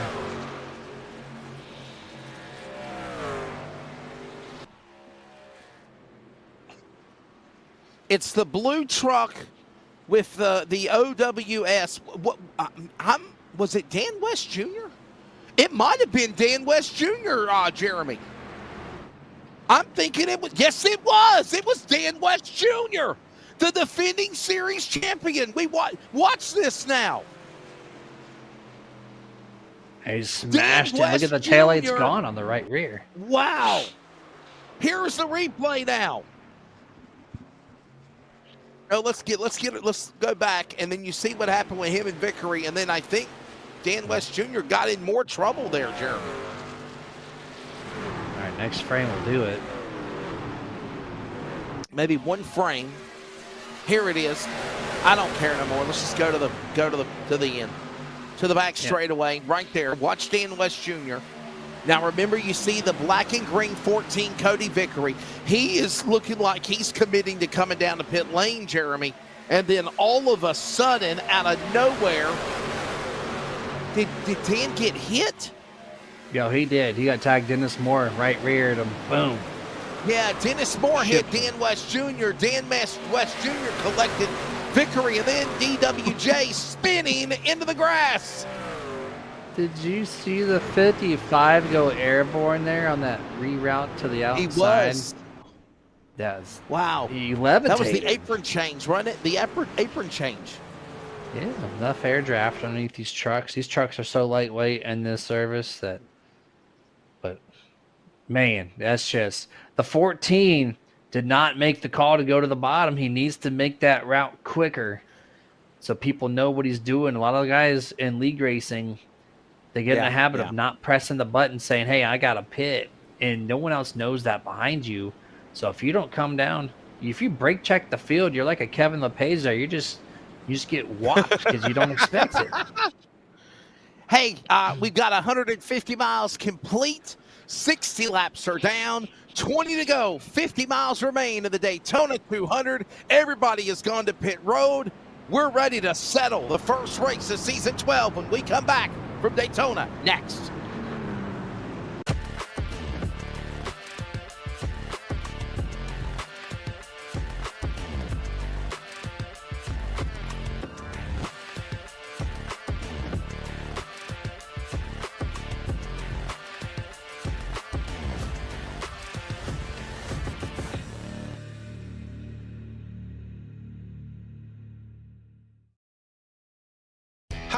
Welcome to Day Motorsports. Come on, check out what we got.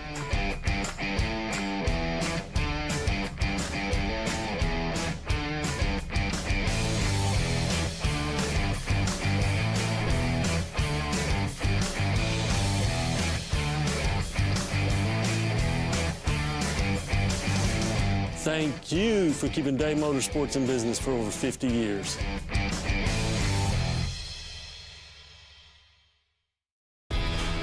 You've probably seen us all over the racing world and doing a lot of racing designs for events and race teams, but we also do a lot of stuff from small boutiques in small cities all the way up to Fortune 500 companies.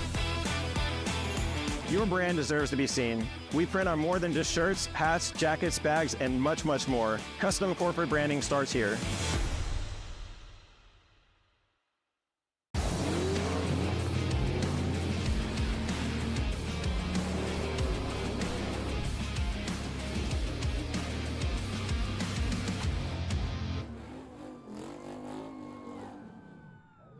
Last corner, last lap, pass.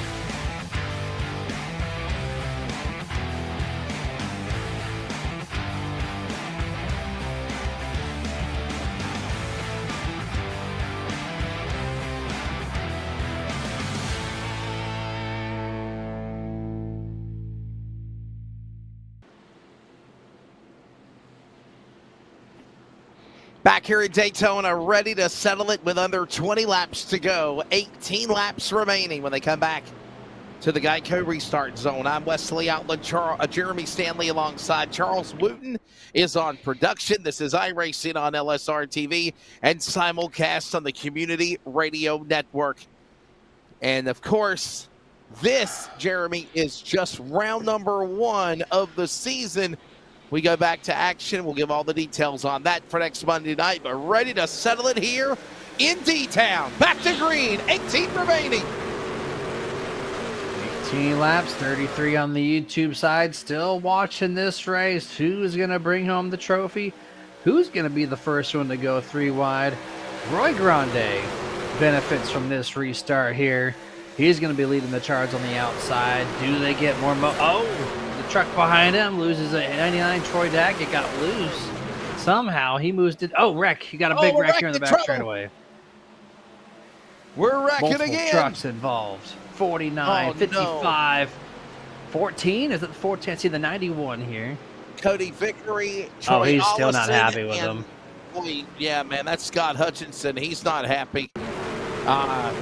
Chris Walters, all involved. Another multi-truck accident down the super stretch. Under 20 to go.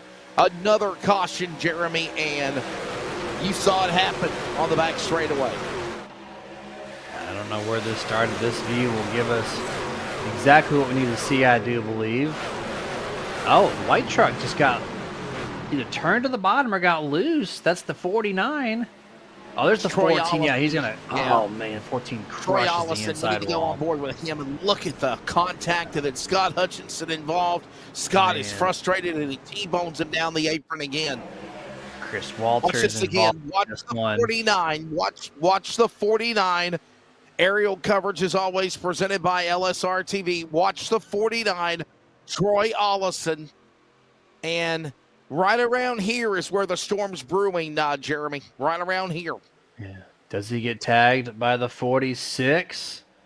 That's Sean Brightsman. And Yeah, he Sean did. Brightsman Wow. ships him. The 4 truck then- involved as well. Wow.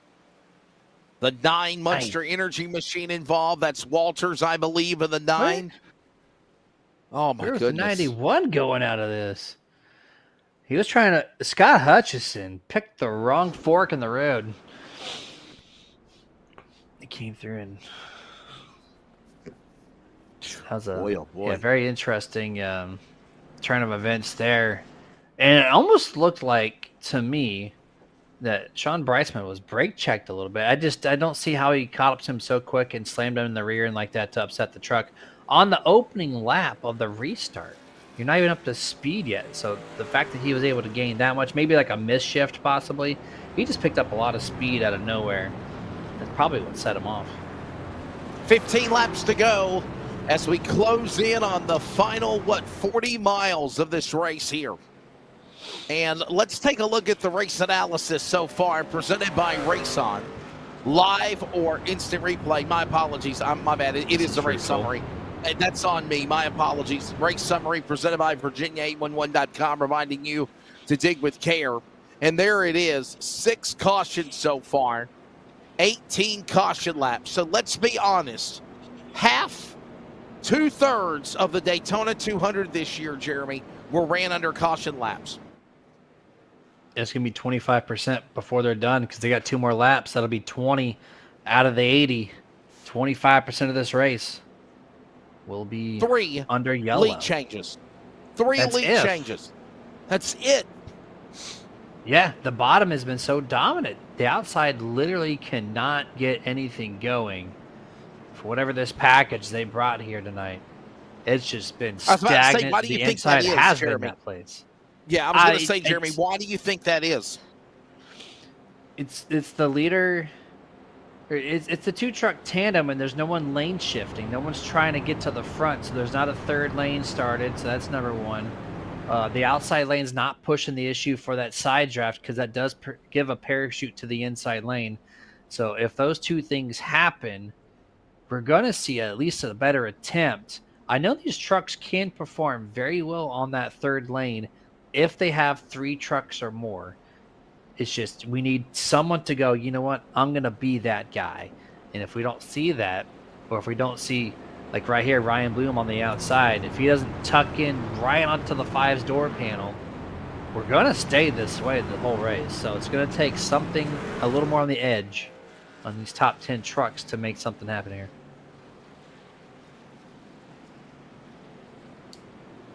One to go indication being given.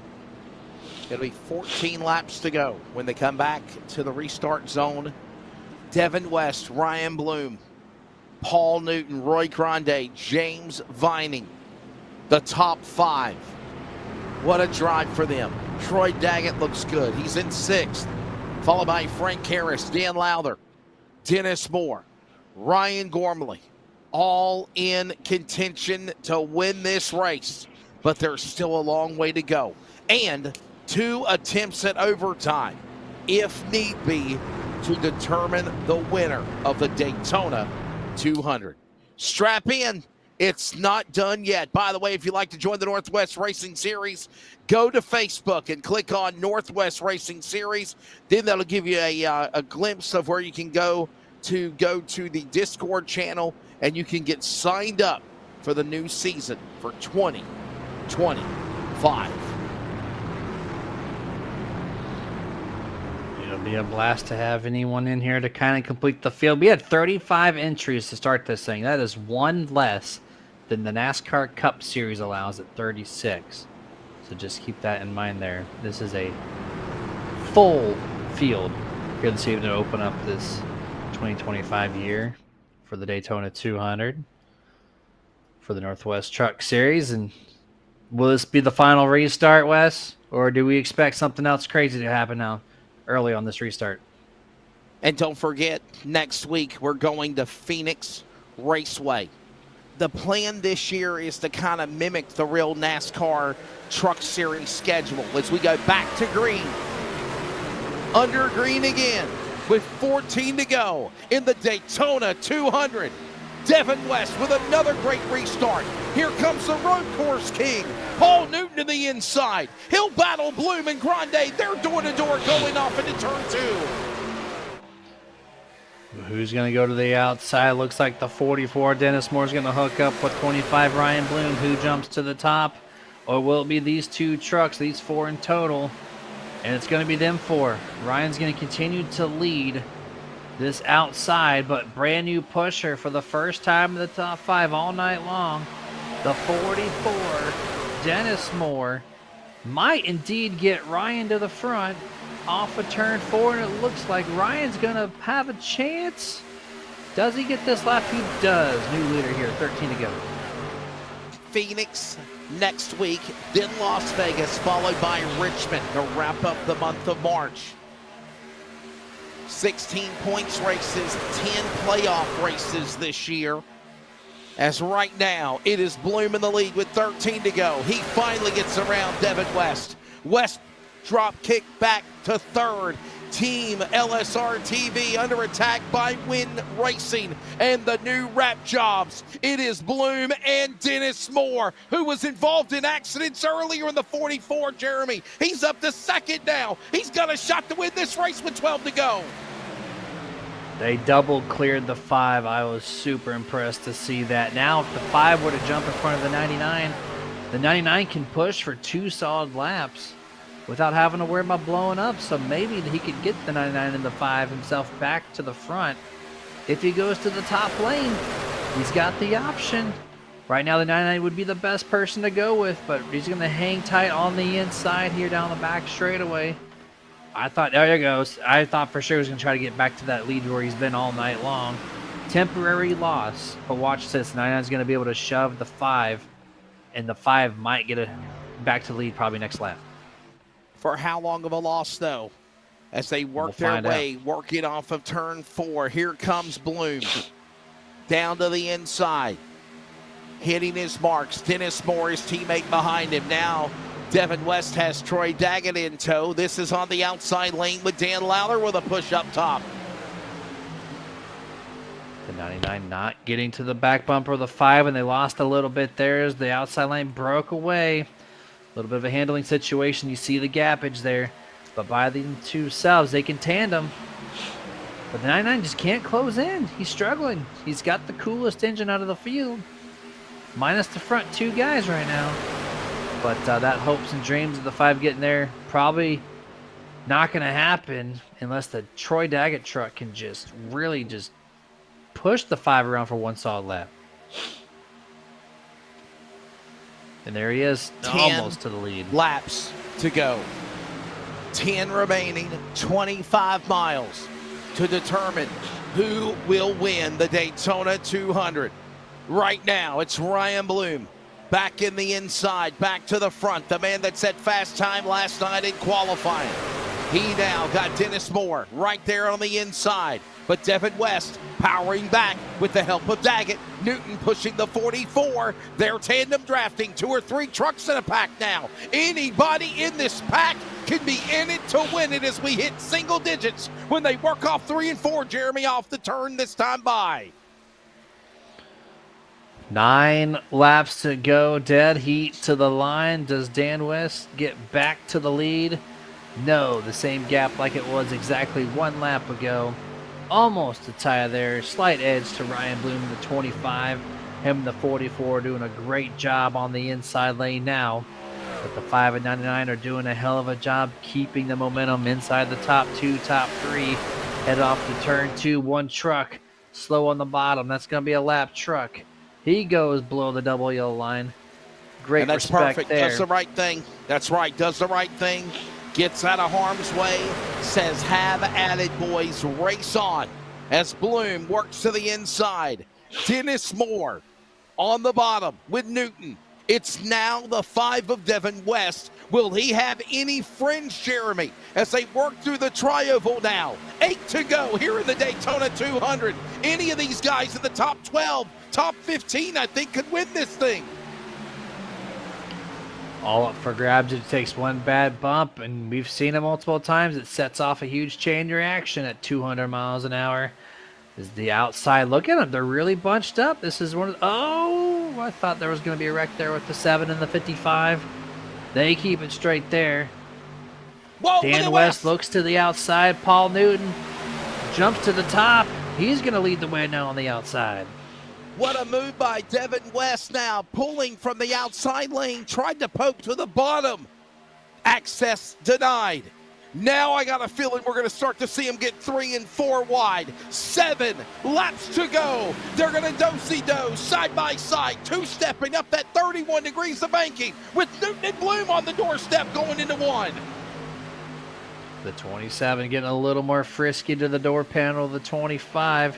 That's going to help keep this outside more at the front here. Down the back straightaway. 6.5 laps to go. He's leaving a half a truck length. Very stagnant back straightaway this time, but the advantage is to the 27. He's almost clear to the 25. So close. 22 trucks, Jeremy, on the lead lap as they work their way off of turn number 4 through the trioval. That 3,500-foot front straightaway. 5 laps to go when they come back around. 6 remaining now. Just shy of about 15 miles left to decide it. Here off turn 2, it's Bloom holding on to the lead. Down the back straightaway they roll. No one has attempted 3 wide yet. The guys back there in 10th place or so have to be thinking about it. But it's tough. We've not seen it yet. We don't know how these trucks are going to react to it. As we're coming up to 5 laps to go as they exit off turn number 4 here. Paul Newton has the best chance the outside has seen yet. But still, the advantage goes to the 25 on the inside. 5 to go. 5 laps remain here in the Daytona 200. And there is a chance at overtime if we have a late race caution. Right now, everybody, no foul. They stay in line. It is Bloom on the bottom. Moore behind pushing the Win Racing teammate. Paul Newton's pushing Devin West with help by Daggett as well. He's working to the outside lane. He's got a big push now as they send it into 3. Paul with a great momentum on the outside in turn 3, but that's not going to help him at the start-finish line. He needs a little more edge from the outside lane. Going to be 4 laps to go here. 10 miles left in the Daytona 200. 190 miles completed. 4 laps to go as Jeremy just hinted on. And Bloom and Newton are stride for stride. Devin West jumps out of line and tried to go 3 wide. He got blocked. Newton through the block and he's got to reset again off 2. It's going to hurt this lap here. He got squeezed to the top. 27 not leaving too much room for that 3 wide to happen. But now he's going to go to the inside, put the pressure on the 25. Dan West looking to see if Troy's going to want to follow him to the top side. Does not take advantage of it off of turn number 4. Still 2 by 2 by 2. Now 3 laps to go. 3 remaining. Working down into the corner. It is Bloom. It is Bloom on the inside, but Paul Newton is battling the outside lane, starting to get quicker. Devin West gives him a shove, a little wiggle and a jiggle and a giggle and a bobble as Daggett got behind him. Here they work off 2, and now it's go time. It's now Newton wants to go to the lead of the back straightaway. Gormley squeezes his way to the top there, about 6th or 7th place. That could have been tragic. 27 has the lead once more in turn 3, gets tagged by the 5 on corner entry. Checks him up. He's going to check out the outside. Ryan Bloom now 2 laps to go. Has a full lane choice if he wants it. 3, 4 wide now on the front straightaway. And here they come. 3 wide. Truck in the wall. Chris Kynes 2 to go. 5 miles to decide it. Now you got a feeling it's going to be quickly turning up the adrenaline. It is time to push to the front. If you got a shot, you better show something. Ryan Bloom, pole man, locked to the inside, down the back straightaway.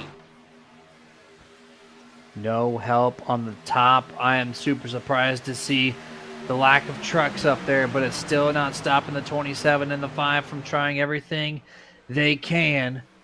As they're coming off the turn number 4 here, as we're going to see that white flag fly. That means 2.5 miles left in this event. As long as they don't crash. No and they are contact. going to crash. James Vine crashing. Caution out.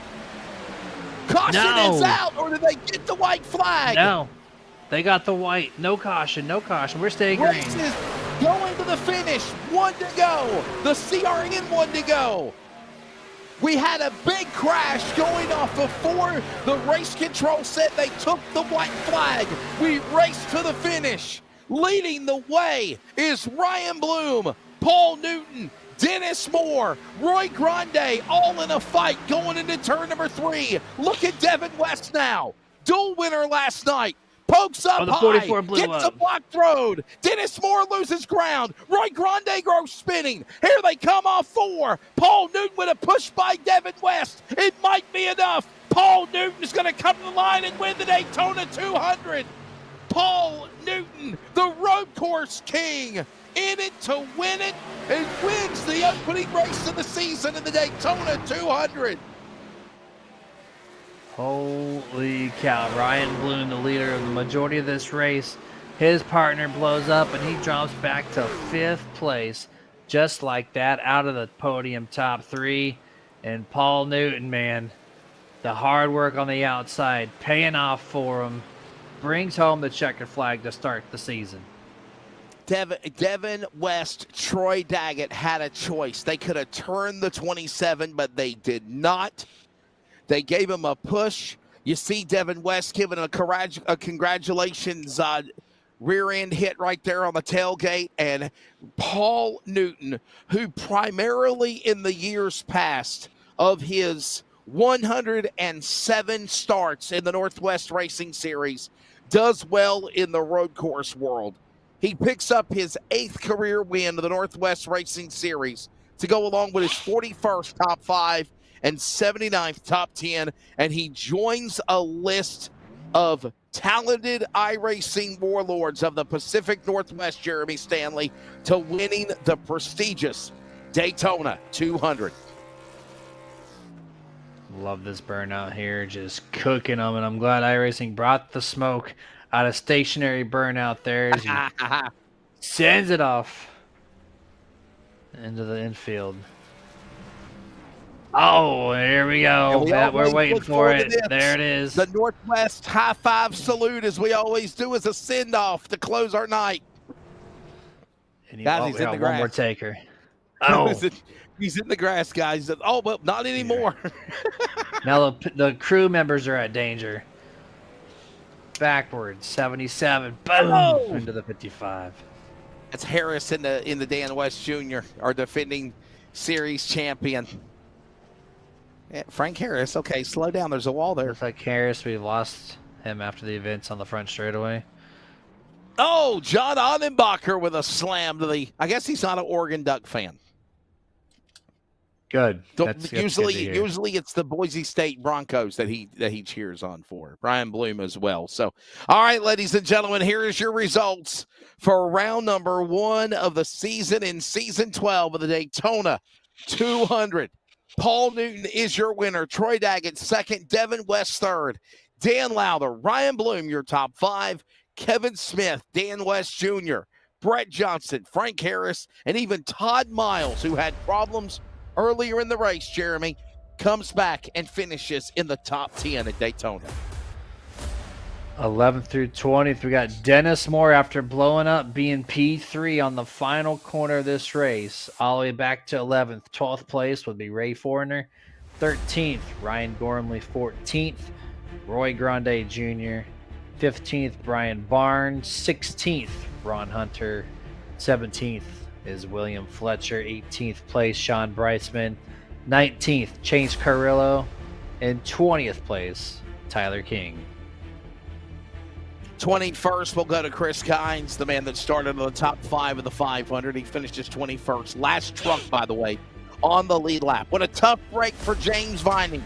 The Catman had it in the bag, if you will, until that last corner coming off a turn 4 to the white flag. And then calamity. He'll end up 1 lap down in 22nd. Troy Ollison as well in 23rd. John Onenbacher and Ryder Schifflin to the top 25. Multiple laps down, including Spencer Hamilton, Scott Hutchinson, Chris Walters, Cody Vickery, and Christopher White. 53 laps down in 30th. Other drivers either multiple laps down by a plethora or out, including Carl Burke, defending Daytona 200 winner Jeff Stabnow, 32nd. Rick Manley, Robert Gamble, and Stephen Bartlett, 35th in the round 1 event of season 12 here in the Daytona 200. One more time, here's a look at your race summary presented by Virginia 811.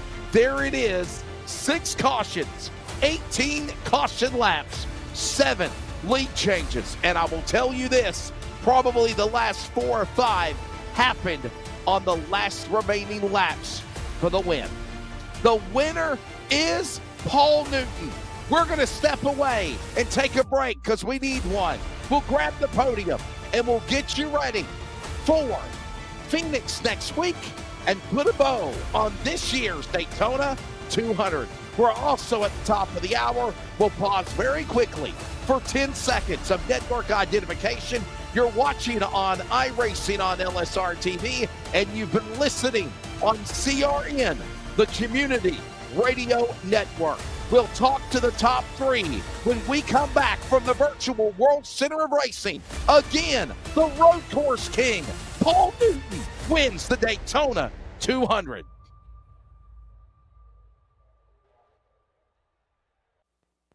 Community Radio Network, WCRN 87.9 FM, Clayton, Garner, Raleigh, North Carolina, USA. We are CRN.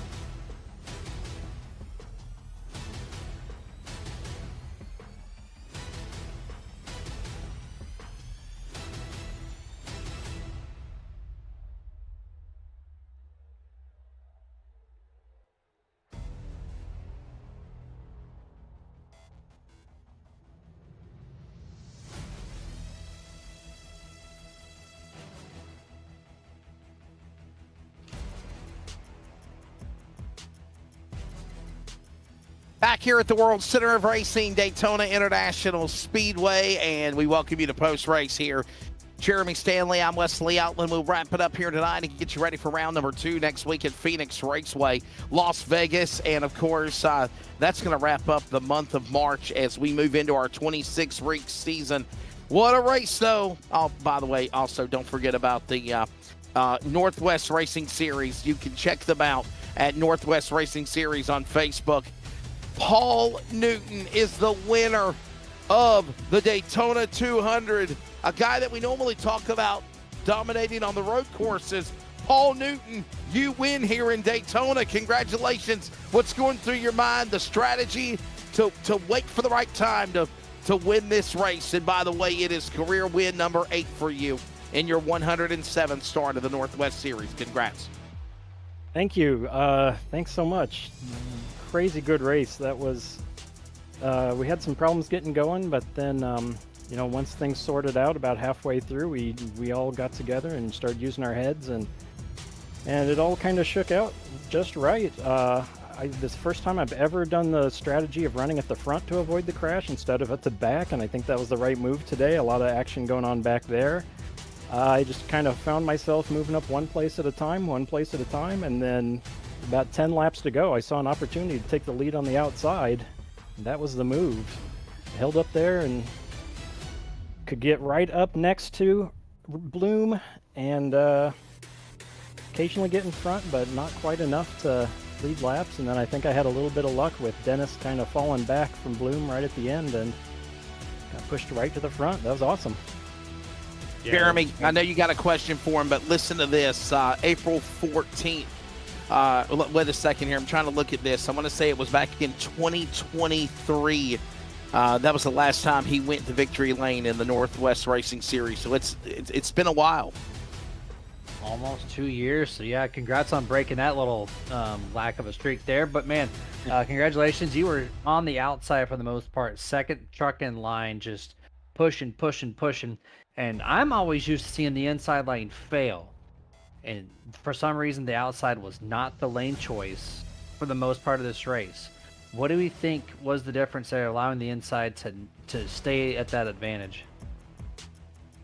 I don't know. In the qualifying race yesterday, the inside line definitely had an advantage. So I kind of just went to the high side for self-preservation, just to lead that front group so that nobody could sneak up and wreck into me, or I wouldn't get jammed up with another bottleneck. But yeah, inside line was definitely faster today. But if everybody's on the inside line, you can't beat them. So you got to do something else, and that's what I did. By the way, Paul, this is your second Super Speedway win. You won in the Northwest Xfinity Series back in 2023.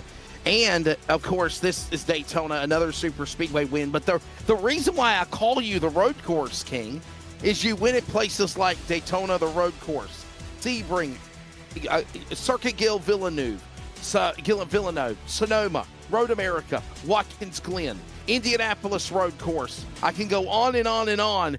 But what does it mean to win on tracks where you turn left instead of going left and rights and chicanes and bus stops and all the things that you like on the road courses? Well, today means a lot for sure. My previous Super Speedway win was kind of one of those things where everybody wrecked and I didn't. So to actually get up there and fight for it today and get a win, that means a whole lot to me. So today was awesome. Well, buddy, before we let you go, please thank your sponsors. And, hey, with this win, if you run the minimum races required, you're in the playoffs also. Yeah, I'll be there. I want to thank Paul Newton Design, Trading Paints. I want to thank the guys from the SCCA that might be watching me tonight. And I want to thank LSRTV for putting it all on, and Northwest Racing Series for hosting an excellent league. The Road Course King wins here in Daytona. Round 1 of the Daytona 200 for Season 12 goes to Paul Newton in his 107th career start of the Northwest, his 8th career win, 41st top 5, and 79th top 10 for the Road Course King in the 27. Let's grab now Troy Daggett. Troy will finish in the runner-up position. And Troy, I know the goal is to find victory lane, but this is a place where, honestly, if you look at the stats, preparing, you do fairly well. Tonight is your 13th top 5 and 47th top 10 finish in career start number 186, but you were right there in the catbird seat to win this race. Let's say now you finished second, but honestly, throughout this entire race and all the cautions, you were still within striking distance in the top 10 all night. Yeah, my goal tonight was to stay up front because there were some new people in there after the last night's duel. I kind of helped them stay up front and avoid the mayhem. That was going to happen. But all in all, this truck was great. I was trying to push Chris Kimes to lead on the outside, but that he couldn't generate anything. I was pushing until I was overheating and nothing could get around those inside line guys. But I like the inside line because there's more breathing room to avoid wrecks. But when you get in the race, you got to go to the outside and make it happen. Instead, I just want to stay up front. I try and push Devin up there front and Paul Newton out in front of us, and I was trying to push all three of us ahead of You spent a decent amount of your time there on the top lane, just trying to help out your second line, third lane, and so you were overheating yourself, and I'm sure a lot of other people were in that similar situation. From your perspective, would there have been anything different to maybe get a little more speed out of that outside lane? Other than pretty much everyone being nose to tail and pushing each other, there's not much else we could have done. The first one, I mean, the second car line can give the guy in the front a push, but the third line guy in the back end, he could do a double bump, but at the same time, the second guy could lose control or not the first guy away, they'll pass. Troy, I got to ask you this question, and we'll segue this to thanking your sponsors as well. With this consistent finish, could this, catapult you to having a good season and make a push to the playoffs here? Yeah, that's what I'm hoping for, is have a good run to the playoffs this year. We did run through the whole year to upgrade my pedals over the winter, so I hope that helps out. And last year, when I did start off good in the first half of the season, but the update came out where you had to build all your new setups and everything, that just kind of killed our group and our momentum. So we rebuilt over the winter and got everything good and going. But yeah, I would think my wife and my kids were letting me get on here and race. LSRTV broadcast and Northwest, Sean and Jeff are putting on this league. It's a lot of fun. Barb Cake, custom etching and engraving, and my new sponsor that came on, Nautical Marine. They're a boat company out of Post Falls, so let's say thanks to them. Troy Daggett will finish in the number 2 position, of course, when it is all said and done, when the checkered flag falls tonight here in the Daytona 200. Hopefully that 99 will have a great season, and optimistically we'll see him in the playoffs later on in the season, no doubt. Let's go down to the third place man, and it is Devin West. Devin won the duel last night in Daytona, former Truck Series champion, runner-up to his dad last year in the championship finale of the playoffs. And Devin, you'll settle for third. If you could go back to the last lap, or let's say coming to the white flag lap of this race, what would you have done differently, or would everything just kind of still been the same? And are you happy with a podium to start the season, sir?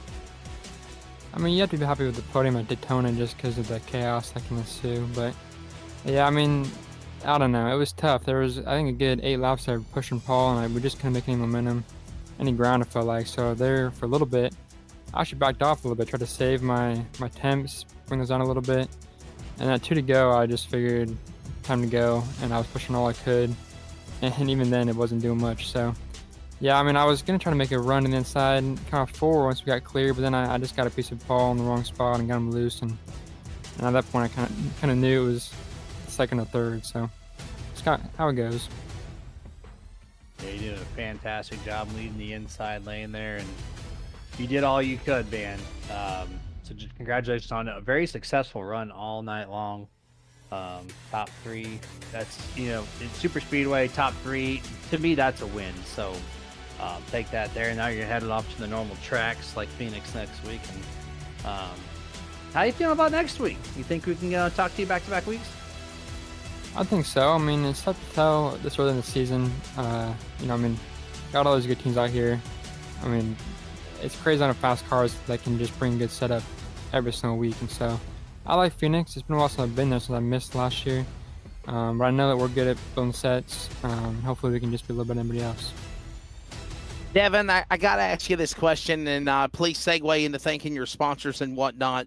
Why do you feel like there was so many caution flags in the first 50 miles of the race? Do you attribute that because of new talent, or the jitterbugs, or the virtual butterflies, I guess, right? Like real racers do. You guys might have it also. I mean, the best of the Northwest and the Pacific race in this series. What do you attribute for that being what it was, and what was it like to just kind of stay in your mindset to not get caught up in the trouble? Well, I got to be honest with you. I know there are a lot of cautions in the back, but whether it was last night or tonight, I was really impressed with how we ran up front. I mean, I know I had a lot of guys around me that have been in this league for a while and I could trust, and I was really impressed with how clean they were. And honestly, usually come Daytona on iRacing, everybody's just snaking around, and I really didn't feel like it was that way this year. I feel like everybody was pretty good. Everyone was solid in line. I mean, those last 5-6 laps, I feel like I was on Dennis's door, and we didn't wreck. I don't know how, but we didn't. So hopefully the new guys that come in can, you know, add that and kind of see, you know, just how good these guys are in this league. Kind of, you know, take note and kind of reciprocate that a little bit. So yeah, I'm super happy for how this race went and how this whole week went. So should be a good season. Well, buddy, before we let you go, please thank your sponsors. We'll see you next week at Phoenix. Yeah, obviously LSRTV, you guys in the booth. I watched last night's race and it was awesome, and I'm sure tonight will be the same. So look forward to that. Team LSRTV, obviously Jeff, Sean putting on this series. I mean, every single year it seems like it gets better and just maintains that status of being the best. So then obviously Dad, John, Brett, those guys are just always a blast to be around. So, and then I fucked to Web Solutions, Kidney System Hardwood, and Motorsports Distributing. For Devin West tonight, obviously, when it is all said and done, he had his 180th career start of the Northwest, 30 wins, 105 top fives, and now 129 top 10s when the field come to the checkered flag to conclude the 2025 Season 12 opener here in the Daytona 200. And that's been your podium drivers. Again, big shout out to Paul Newton, Troy Daggett, Devin West, those drivers on the podium for the top three. Also, I want to acknowledge Dan Lowther and Ryan Bloom. Those drivers had pretty solid runs finishing in the top five. And now, Jeremy Stanley, we put Daytona in the rearview mirror, and now we set our sights to the push to the regular season schedule, if you will, and we go Phoenix Raceway next Monday night. Your take of Daytona and your thoughts on the race overall, buddy. We got the rust knocked off with the early cautions. We saw some great 2x2 racing all the way through the back half of tonight's event. And I'm expecting Phoenix to be a very, very fun show. Definitely stay tuned for next week. Going to be a fun one, no doubt about it, and we are so appreciative of you tuning in or listening on, of course, the Community Radio Network, as always, for iRacing on LSRTV. Remember, the archives will be posted very soon to either watch or listen, and you can check out the action all season long. On Monday night, next Monday, we're going to Phoenix Raceway, then Vegas, then Richmond, and then we take off after the month of March for the first Monday of April. Remember, 26 events, 16 drivers, 16 events are going to be regular season races, 10 in the playoffs. And as we get closer and closer to the playoffs, as we said, there is a new format for that as well. No 4 rounds, 3 rounds only, and minus a semifinal, if you will, or a quarterfinal. So right now, the push is on to Phoenix after tonight's race here at Daytona. As always, everybody behind the Northwest Racing Series, including Sean Breitzman, Jeff Stabnow, and John Audenbacher. The people behind LSRTV is Mr. Producer Charles Wooten, Jeff Stabnow, and Mr. Jeremy Stanley. Always a pleasure working alongside my buddy down in Florida. I'm Wesley Outland. Congratulations to, again, the driver that we call the Road Course King. Paul Newton wins round 1 of season 12 and becomes a prestigious winner of the Northwest Daytona 200. Enjoy the rest of your week. We'll see you next Monday at Virtual Phoenix. Good evening.